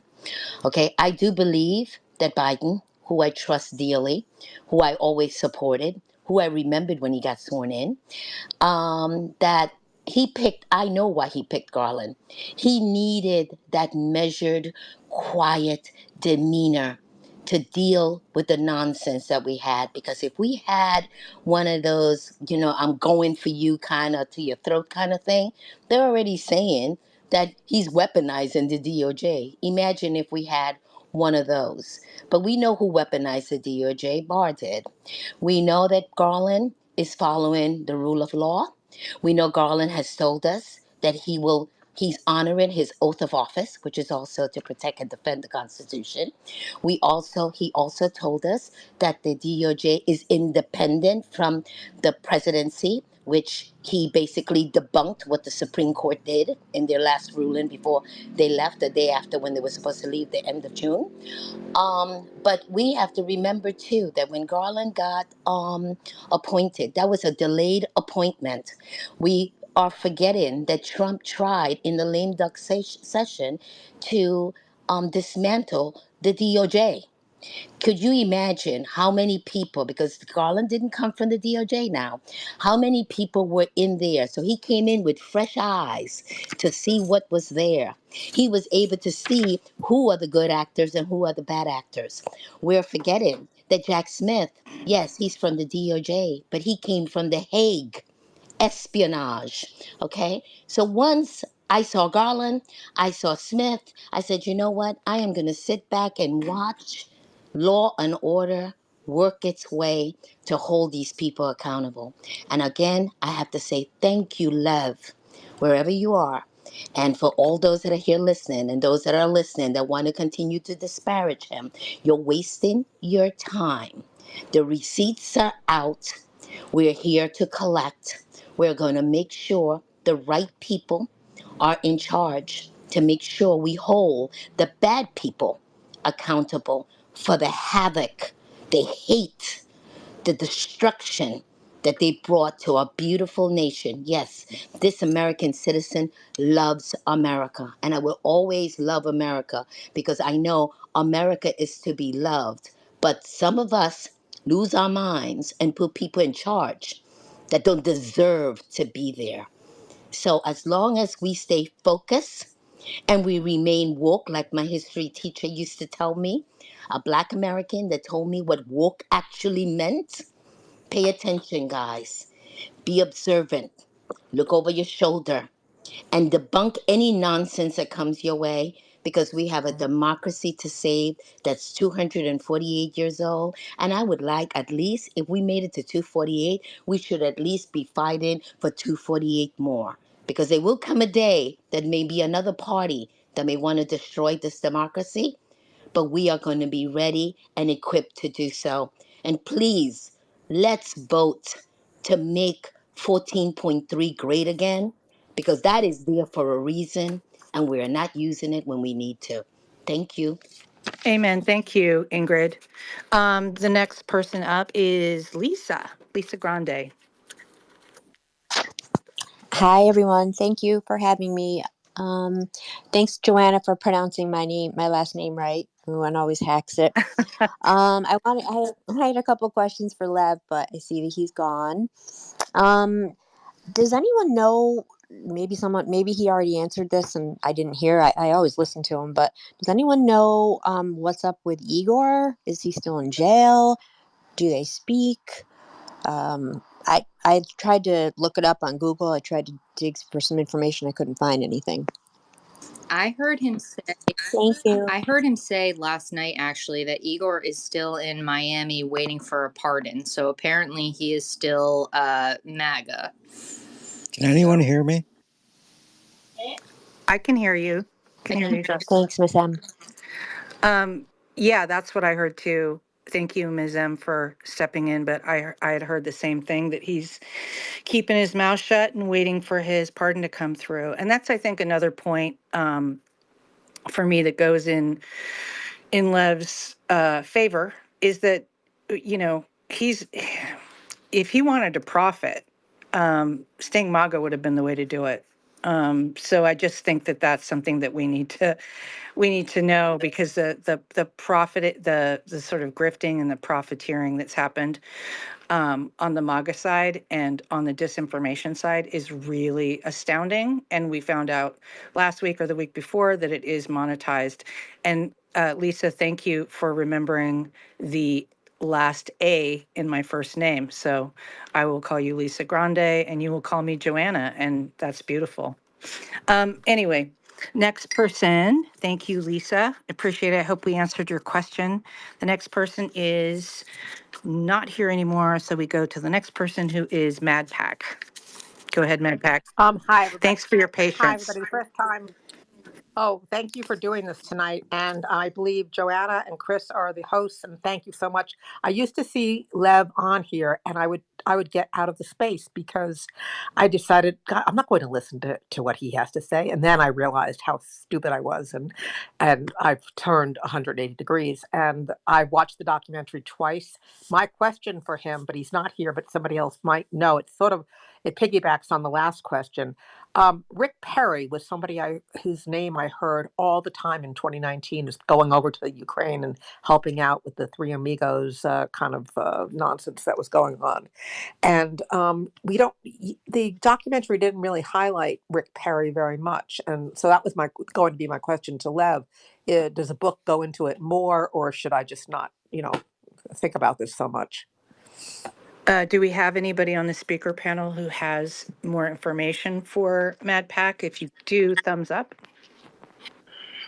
I'm sorry. What was the question? I was switching Oh, audio the here. question was, Oh, go ahead, Madpak, if you can oh, okay. No, recap. just Rick Perry. Rick Perry was not really highlighted that much of the documentary. So I was Oh going to yeah, ask. his little energy sector issues. Yeah, Yes, and he was on 2019. He was always on TV, and it really annoyed me so much at the time. It got underneath my skin, I and understand. I'm a Texan. Him merely oh, existing well, can get under many mine. things get under your skin. um, at any rate, so I was going to ask Lev, could he tell us why he wasn't highlighted that much, or was it just that there were so many things that he had to discuss? This was not, high priority, or what? It's a good question, but I can tell you one thing he sort of answered earlier in the first part, and I am recording. Although I didn't hit record on the space at the top, I have another recorder going. So I don't know when I finally hit record on it, but I did ask him about a few other folks, and he said basically, there's a lot of moving parts. So there's some people he was actually never around, even though they're very influential in the case, like the George Papadopoulos types, who Hmm. were, Hmm.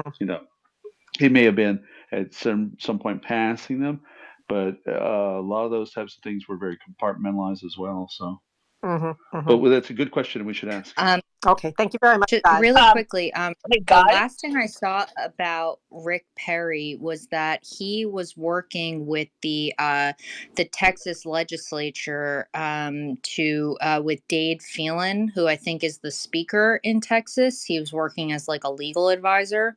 That's the last I saw about Rick Perry. So he's still around.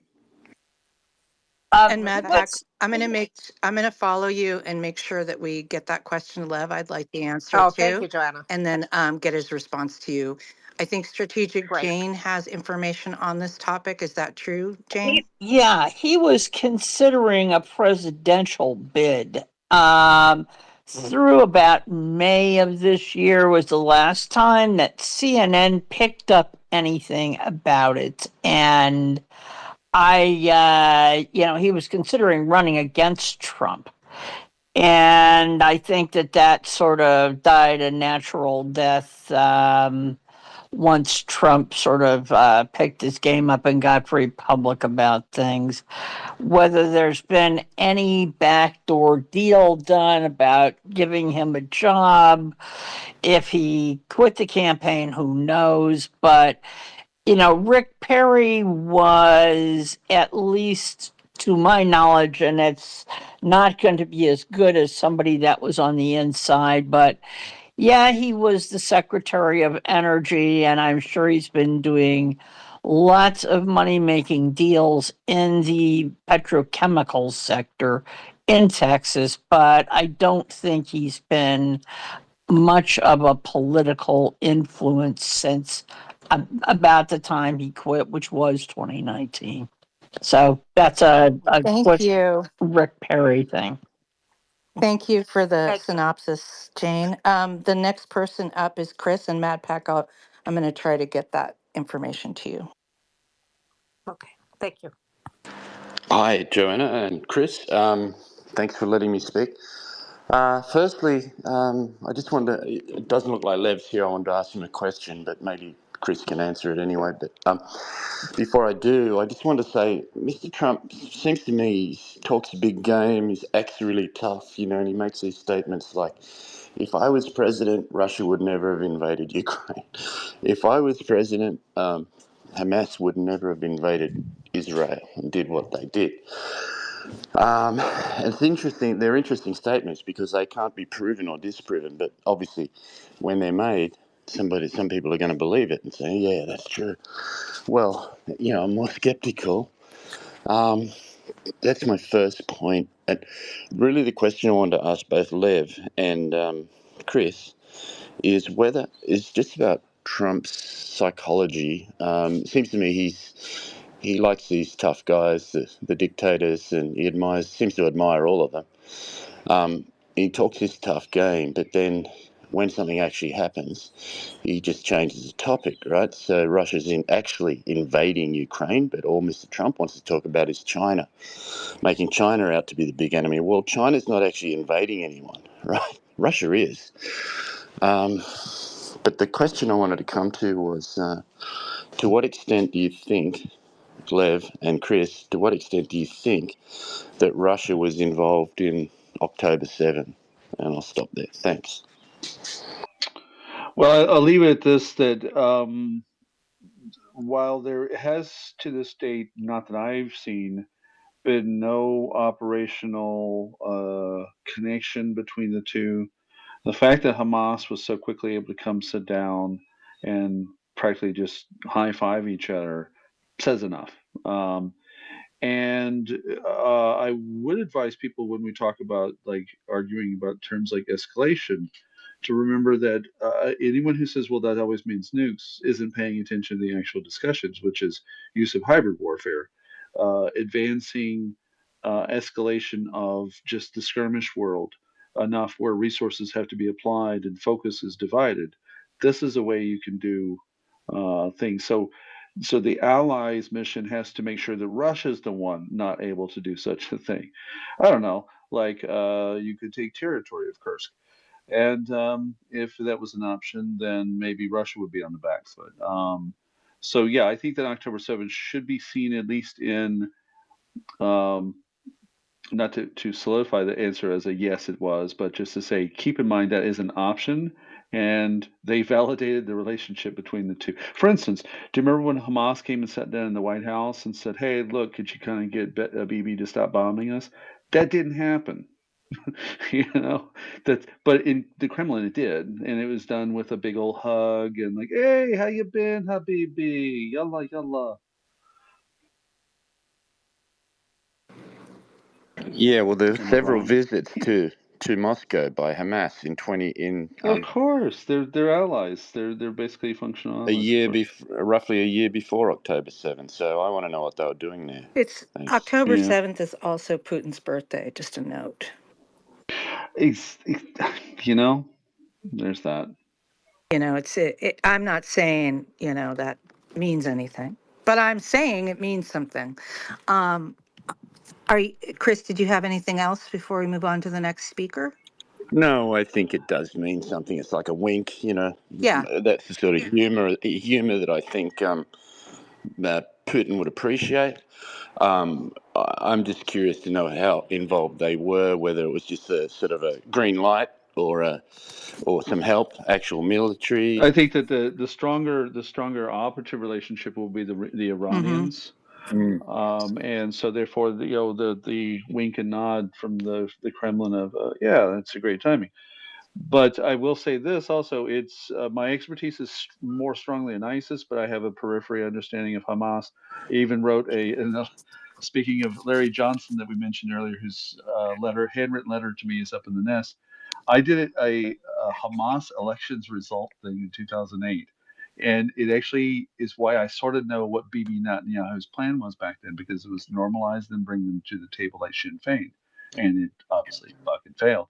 But it failed for reasons that the outside world, especially Iran, we're going to make sure it always failed, because it's not in their interest to have a stable Israel and a stable Palestine with Israel. So the fact is, Hamas would not have acted simply on their own. Is nearly consensus in the professional counterterrorism world, and I separate that from the chatter class world that has a lot of opinions, which is But fine. also, But in the yeah. also, Chris, Russia could help big time in the information war, right? Straight after October 7th, Oh, absolutely, because you and just over the fog previous. even if they didn't have nothing to do with it, they could use it as a way of fogging all sorts of other things. Yeah, yeah. I'll stop. Thanks. Oh, by the way, they actually did. I don't know if you saw the 277-page affidavit of the 34 domains that were taken down by the Department of Justice. They seized manuals, and I can tell you from having studied all those, I have a article I'm going to put out here shortly on it. In there is a direct evidence by this proxy from the Kremlin run called the social media agents no the social design agency, that was one of the things to capitalize. And I'll just have to pull that particular out for another conversation, but it was in the manuals. Yeah, I saw some of that. That would be interesting to know more about that. Thanks, Chris. Of Thank course. you. To the hands. Yeah. Thank you, Chris. Good to see you. The psychology of Trump is always interesting. And for those who don't know, Lev is just doing his calls, so just Yeah, hang he'll be tight, back. and he's good like that. Awesome. Okay. The next hand up is Freedom, but I wanted to say real quick because Chris asked about the psychology of Trump. That he has the bluster of a very weak man, and that's one of the reasons that he really isn't very confrontational. If he feels like somebody is getting in his face about something, he's avoidant, but he does it with a lot of times with disinformation. But he's not. What about his physical presence to Kamala? Have you been watching this discussion about how he was kind of like she eyeballed him, and he's like, "Oh, He's he folds like an accordion. That guy, like he doesn't have. especially with a beautiful Mm-hmm. woman. He Yep. is incapable of a strong, beautiful woman putting him in his place. Yep. Who laughs and also who looks at him with a little pity and concern. It seems to be kryptonite. So, He wants her. yeah, of course. I mean, look at her. Can't get her. Can't ever. And she thinks he's well beneath her, and she's right. So that was done beautifully. If you want to see his psychological weak points, just watch the debate. She basically poked him in almost all of them and did it beautifully. Freedom, you're up next. And I see the other hands, just so everyone knows. I'm going through the people that are waiting in line, and then I'm going to go back to hands that have already spoken. Hey, thanks, Joanna. Thanks, Chris. Great space, by the way. I wanted to mention to Lev, but since he's not here, I'll just say it anyway and make some brief comments. I was just kind of like Lev, almost exactly. I voted for Trump in 2016. I've been a lifelong Republican. I thought he was the answer to the anointed Hillary Clinton. And then I started to wise up. And I'm looking at a search I did on Google for when did Trump block Ukraine aid? And it came up with Wikipedia, and it came up with a better website, the Center for Public Integrity. And I'm looking at dates and exactly what happened on that date. And I was just going to ask Lev, on this date, were you in this meeting on this date when Trump made this decision? Where were you? And I'm sure a lot of my answers are going to be watching his movie. Unfortunately, I haven't seen it yet. I will eventually, but I worked with MSNBC, CNN, ABC, Fox News, and I just don't believe in buying cable TV. So I don't pay for it, but I watch it online. And is it online, by the way? Can you watch it online? And when Lev comes back, if he comes back when I'm still on, just let him know that it was the summer of 2019 when I realized how evil Trump was. And I will probably never vote Republican again. Wow, thank you very much, Freedom, and I appreciate you telling us that. It's important for us to know those stories. Lev is coming back up, so or I saw If him you a could go second to that, ago. if you could go to Yeah. that website, and it's publicintegrity.org. And it's the Okay. story of timeline, how Trump withheld Ukraine aid by Jeffrey Smith, December 13th, 2019. Excellent. Thank you. Lev, I saw him for a second and then he disappeared. Do I have anybody else on the co-host panel that saw that, or am I just hallucinating? Because it's possible. The I next saw it. person, you did? Okay. Thank you. The next person up is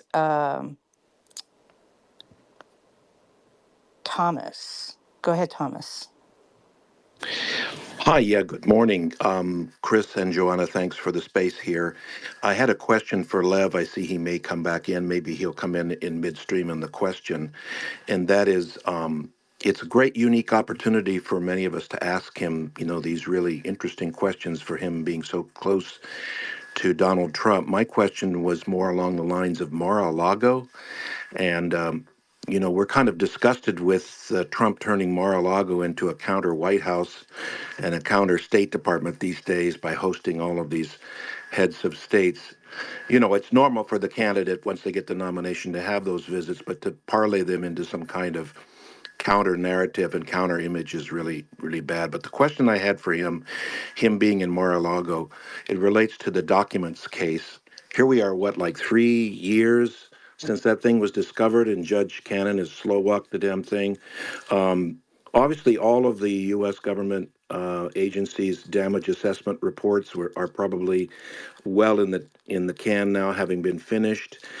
Any foreign allies that have been negatively subjected to anything because of those documents being outside of a skiff probably have gotten some summary discussions on that.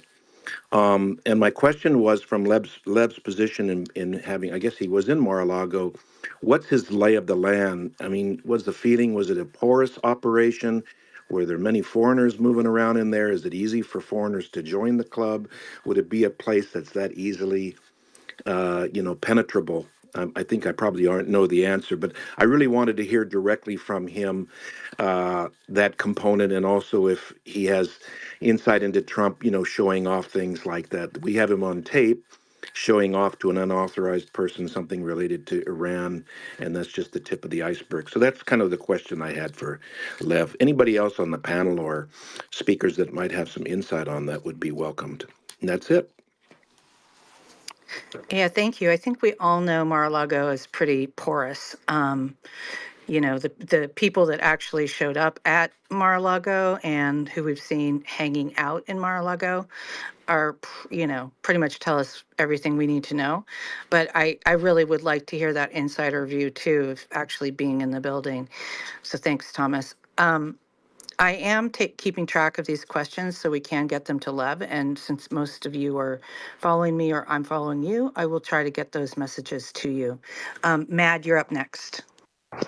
Hi, thank you, Joanna and Chris.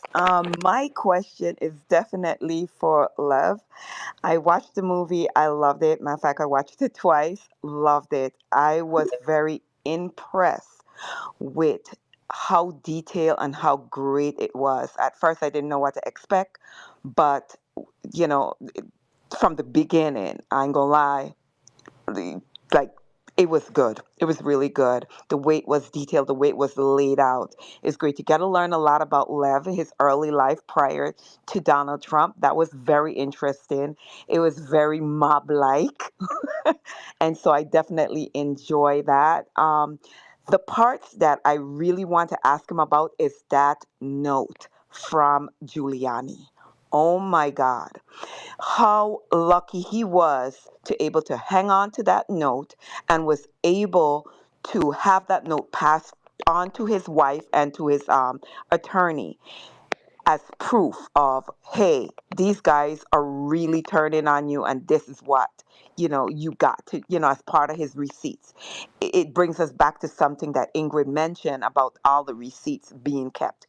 It was great. It was detailed. Everything was backed up by proof, and I love that how they laid that out in the movie, and the fact that many people could say what they want to say now, but there's proof. The receipts are there.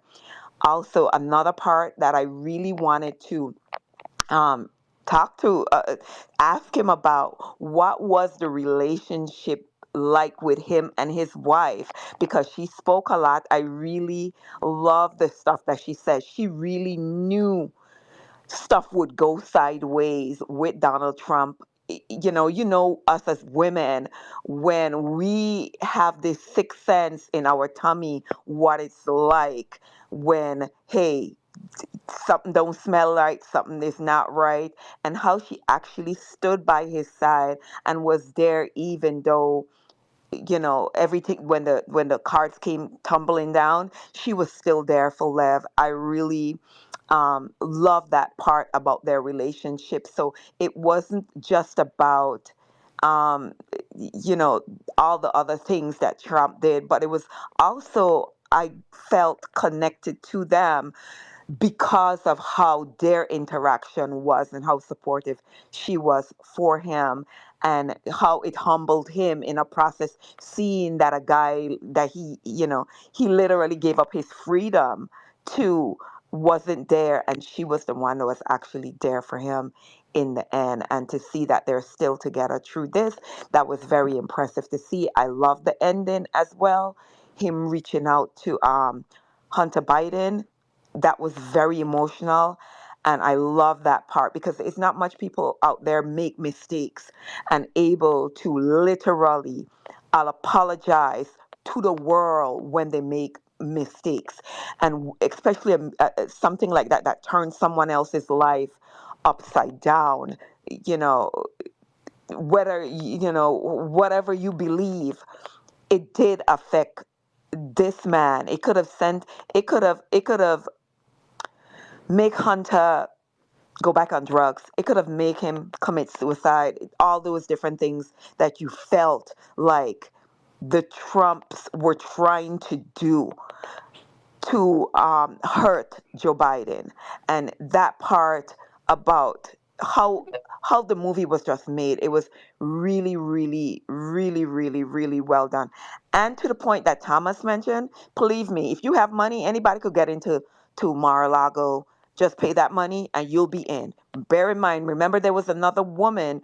I think she was a Chinese. Some sort of spy or something. She had got arrested. She had some sort of listening device. So yeah, i- i- I mean, you got money. That's all Donald Trump cares about, and he would let you in. And obviously they don't do any kind of vetting, so that would be so easy for anyone to do anything at any point in time, because he's just so susceptible to getting money.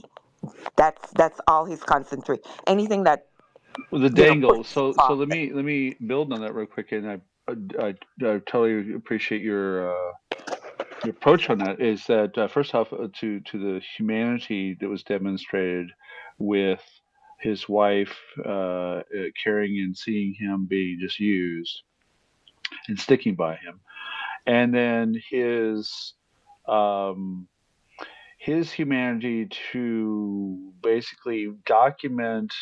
And I did really get caught up in Hunter Biden's words when he said, like, you literally put yourself on camera walking this to sit down in front of him. And it was a very important part of that. There was one more part in that is that we still have we have a lot of Republicans who've come forward in the last say 6 to 8 months and said enough's enough, and they've stuck to it. When he comes back and he's just getting his call, um, it would still be interesting to see how many of those we know are wanting to and can't for some fear reason. Because I think that there are a few. They just need that little tipping point that says it's safe to go ahead. Liz Cheney and Dick Cheney have already signed on to Kamala Harris. Y'all don't understand. I ran Cheney Watch. My Cheney Watch is still up. At Cheney Watch is my account. I am proud as hell as that. I stood up for Valerie Plame up against torture. That's how I got to NatSecMedia.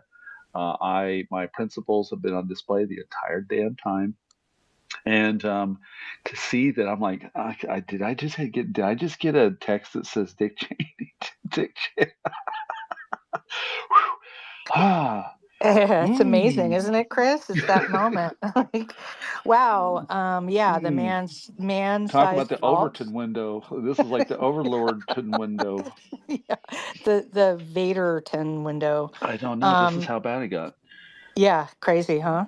Uh, Well, I next, have yeah, we one have. more question. Do we know how many people viewed it as yet on TV when it aired? Do we no, have I an would let it. idea? I would let it do this. Wait till Monday night or Tuesday when the weekend, essentially the weekend numbers are in, and see it in combined, since they'll do it as a weekend roll, which is better than the guy Craig Morrison that used to do. And that's when she went into the garage. Betty didn't realize that there was someone already there. I'm glad that's not on the air anymore on MSNBC. That's creepy stuff. Hey, Chris, is it bad that I watched it on YouTube, or because it's on YouTube? What, the crime show?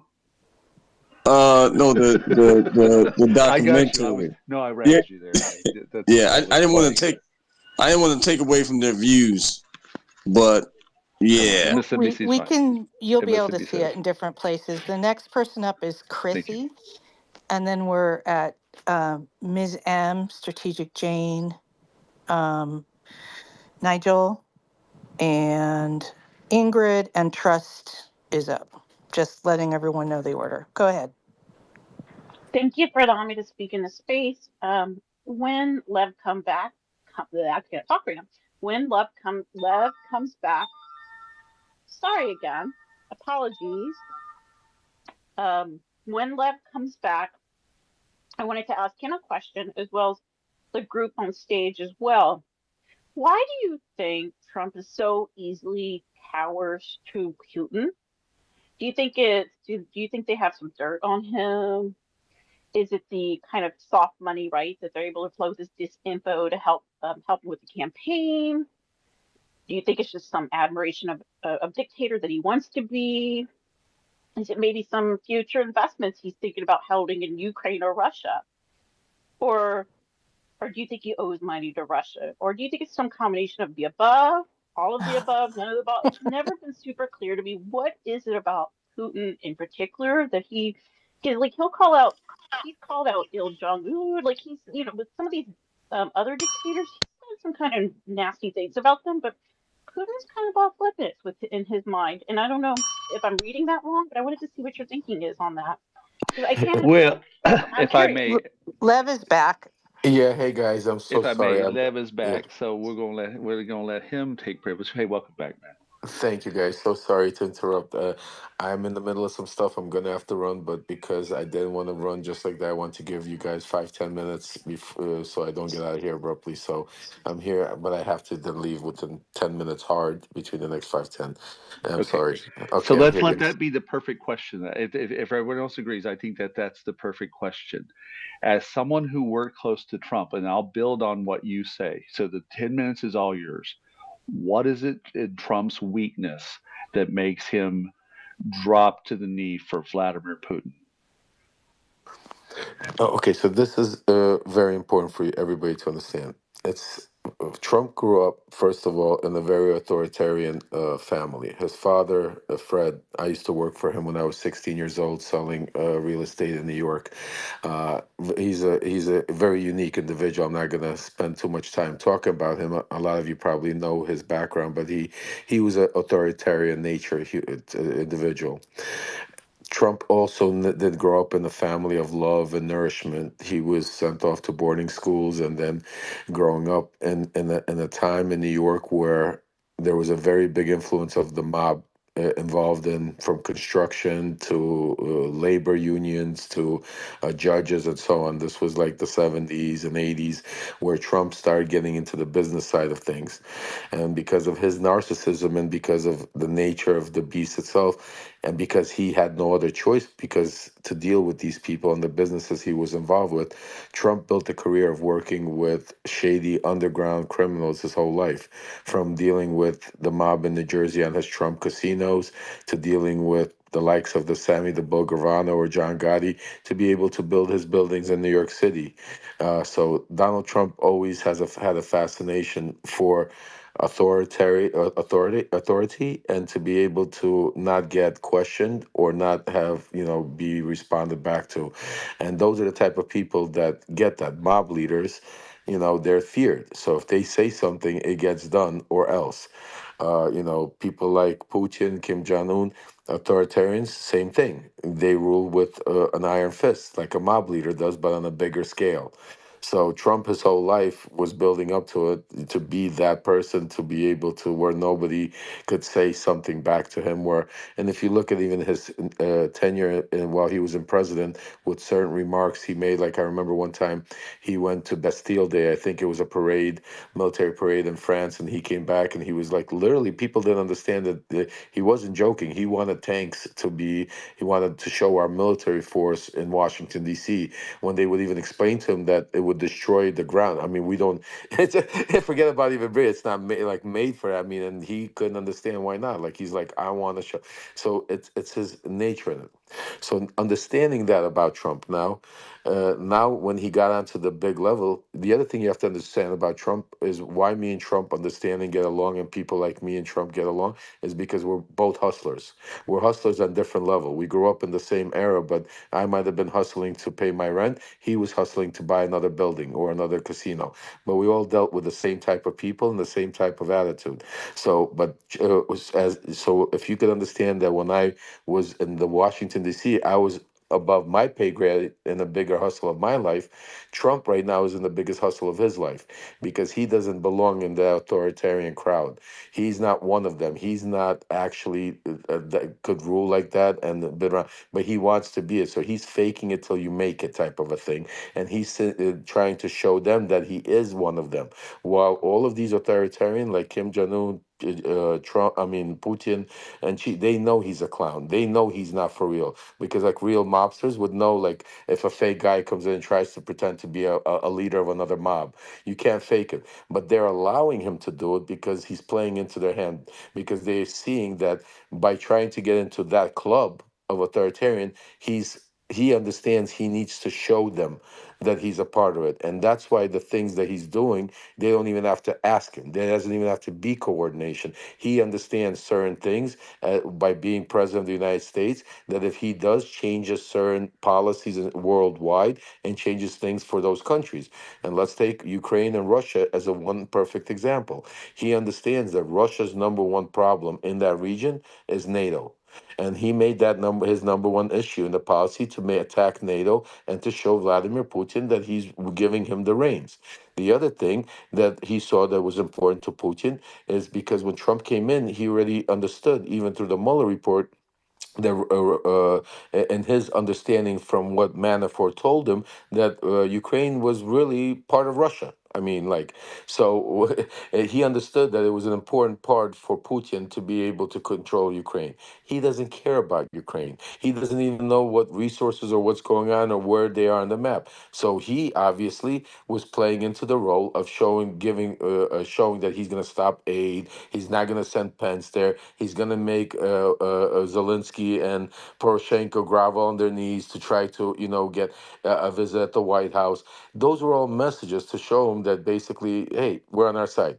But Trump also realizes, understands that Putin shows him not only messages, but it's gotten to the point that they became direct.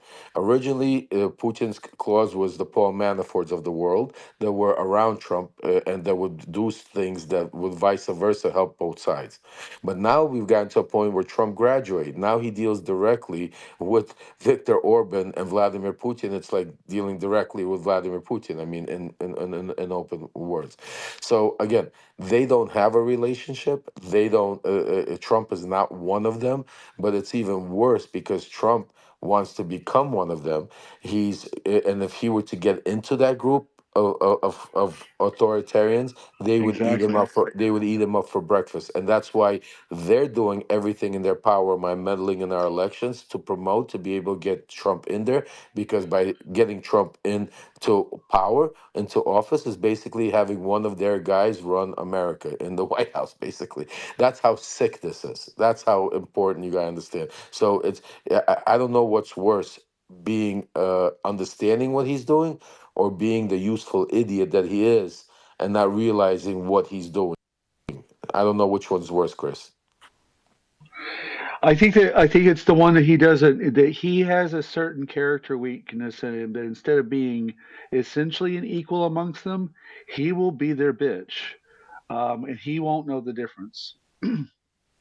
Oh, and that's the because he doesn't he is they see they know that all Trump wants is media attention and for the world to praise him. So they'll praise him and let him get his little wins on the world stage all day long, but in reality, they'll be putting together a plan to basically take over the world, and it's Exactly. not going to happen overnight. That's what people don't understand. They're like, oh yeah, no, it's not going to happen overnight. But over a period of 4 years, if he's working with them in conjunction and changing certain world policies, changing relationships with our allies, changing all of this, 4 or 5 years from now, you're not coming back that quickly because these relationships, and that's what people don't understand. They think, oh yeah, France is our ally. There, that's it. No, these relationships are built over ages, and Oh, there are people absolutely. like Joe Biden, and the one thing about Joe Biden that people don't understand is he has 50 years relationships with all these people. What he did on the attack of Ukraine by uniting NATO and being able to give them whatever they do to withstand the attack that Russia came in, that was something bigger than it's going to be later on written about and talked about in our history records because we don't even understand the magnitude of that. I don't know if there is another president, and I'm not trying to, kiss Joe Biden's ass, but I'm going to be honest with you. I don't know if there would be another president that had the relationships and the capabilities of as quick as he did because we're talking about they were trying to take Kiev over in 3 days, guys. Like, understand what was happening. Yeah. This is why I'm here, brother. Hey, I want to thank you for. I'm sure this is an easy question. You'll come back and answer a lot of these questions when timing is right. In fact, you can just message me and tell me the timing, and we'll make it work. Because Absolutely. you see these people, I'm traveling next week. they got like questions. I Oh, absolutely. I had Yeah, comment yeah, go ahead. Go ahead. to add. Oh, I'm sorry. I couldn't hear you. You cut in and out a little bit. Good. Yeah, No, no, go about ahead, Joe. Go ahead. okay. Growing up in a criminal situation myself, I know a lot of it is about favors. Like it's about exchanges of power. And the other thing that I think is important to note is that personally, I don't think that he's a like directed asset of anyone because the first thing he would do is brag about that. He would like come out and say, you know what, I'm a secret spy. Like he can't keep his mouth shut. So the only way to do it is the way you're talking about, Lev, which is that language of favors and power exchanges that go on, within the criminal culture that I also grew up with. So I know exactly what he's doing when he does it, but it's really hard And to so, verbalize. absolutely. And what people don't understand, Joanne, is that over the past 8 years, because it's been 8 years since Donald Trump came onto the spotlight, these authoritarians are the same people that have been around the same 8 years. So they've studied him and watched him and know him, and they're secret services and they're people and they're they have a game. So the way they're manipulating him now, they have a whole game plan for him of how to manipulate it to feed his ego, to feed whatever, to give him his little wins, to play the GOP and everything. It's just astonishing what has transpired, not only through Trump, but the GOP, the access that they've allowed foreign assets to have enter our government is sickening. And that's why I think this is so important right now, not only the elections, but this movie, because Donald Trump's not the only one in that movie, guys. And there's a lot more of them that didn't make the cut that are that And should we're have been gonna in do the that movie. So next what I'm time. saying to you is, Exactly. We're going to do that in the next guy. I'm yeah, taking notes. absolutely. I have a list of things that we talked about that we will delve in deeper, and maybe it'll help you as well, so you can you'll keep the records as well. Thank you. Hey Chris, you know what? Yeah, of Another course. idea, Chris. Yeah, of Before I go, I course, had man. another idea, Please. maybe for a space we could do, is while you're in Ukraine, and I'll help you coordinate, maybe give you some context. Also, we could do a space with some of Ukrainian people that are maybe were involved in the situation, Absolutely. so they, because I think it's important for them to have a voice also, and for them to be able to ask the questions they need to know because their country and their livelihood is on the line with all these people. And I think it's important for it to be played in Ukraine because there's a lot of Ukrainian people that are confused and still support Trump, thinking that he's not the man that he is, and that if he comes into power, that he's going to change, and that he can't really hate Ukraine as bad as he does, that he would never give it up to Russia. And I know it's crazy, and a lot of you might not believe it, but there are people in Ukraine that think that way and play both sides because their livelihoods at stake, and they can't believe that somebody would just give up their life and they're just because of their own ego or political. So that's why I think it's important to keep the message over there also and everywhere because yes, here it's important, but Eastern Europe, not only Ukraine, Poland, Germany, all of those countries rely. You guys, the other thing I'm going to leave you off of. Remember, the winter time's coming. We keep forgetting Russia controls Eastern Europe with the gas. Winter's coming. Change it. All of this is going to change, and you know how other countries. That's why it's important to do this now before it gets worse. So anyway, I love you guys. Thank you so much, Chris, Thank you, brother. Joanna, for giving the platform. For everybody out there, thank you for the support. I hope I was able to answer. I will be on more spaces, Yeah. and I promise you, just like I said from the day when I came on Twitter, this is just the beginning, guys. You know, it ends November 5th. Until then, every day we have things lined up, and I promise you, I still have some things up my sleeve. This isn't everything, so stay tuned. We're gonna get this guy. Thank you, We're gonna brother. make sure he never comes near the White House. Thank you, And sir. I hope you check your messages. Actually, while you're here, check what I sent you and tell me if you would like that sent to you. Look at your message All for a right. moment while you're here. Okay, Yeah, hold on a second. thank you, Lev, Yeah, Hold so yeah. on. much. Thanks for coming. And we do have questions that people asked while you were gone. So expect a Oh my God, DM. absolutely, There you go, my Expect brother. DMs. All absolutely, right. I'll send that to you. absolutely, brother. Never a And minute. and, and then how about this? And then hopefully soon I will be in Ukraine because I have something lined up. And if my probation doesn't mess it up, we'll get that signed together. Maybe do a picture all together with that. There you go, my man. Take care. We'll All right, continue this Chris, you got it. conversation, but let's say goodbye to Absolutely. Double Pacha. All right. Slava Ukraini. Thank you. Have a Geroyim Slava. Be safe, and everybody have a wonderful, blessed night. And don't forget, 8 o'clock, Russia Love. They're playing it right now again, MSNBC. So if you haven't watched it, go watch it. I love you. Have a great night. Take care.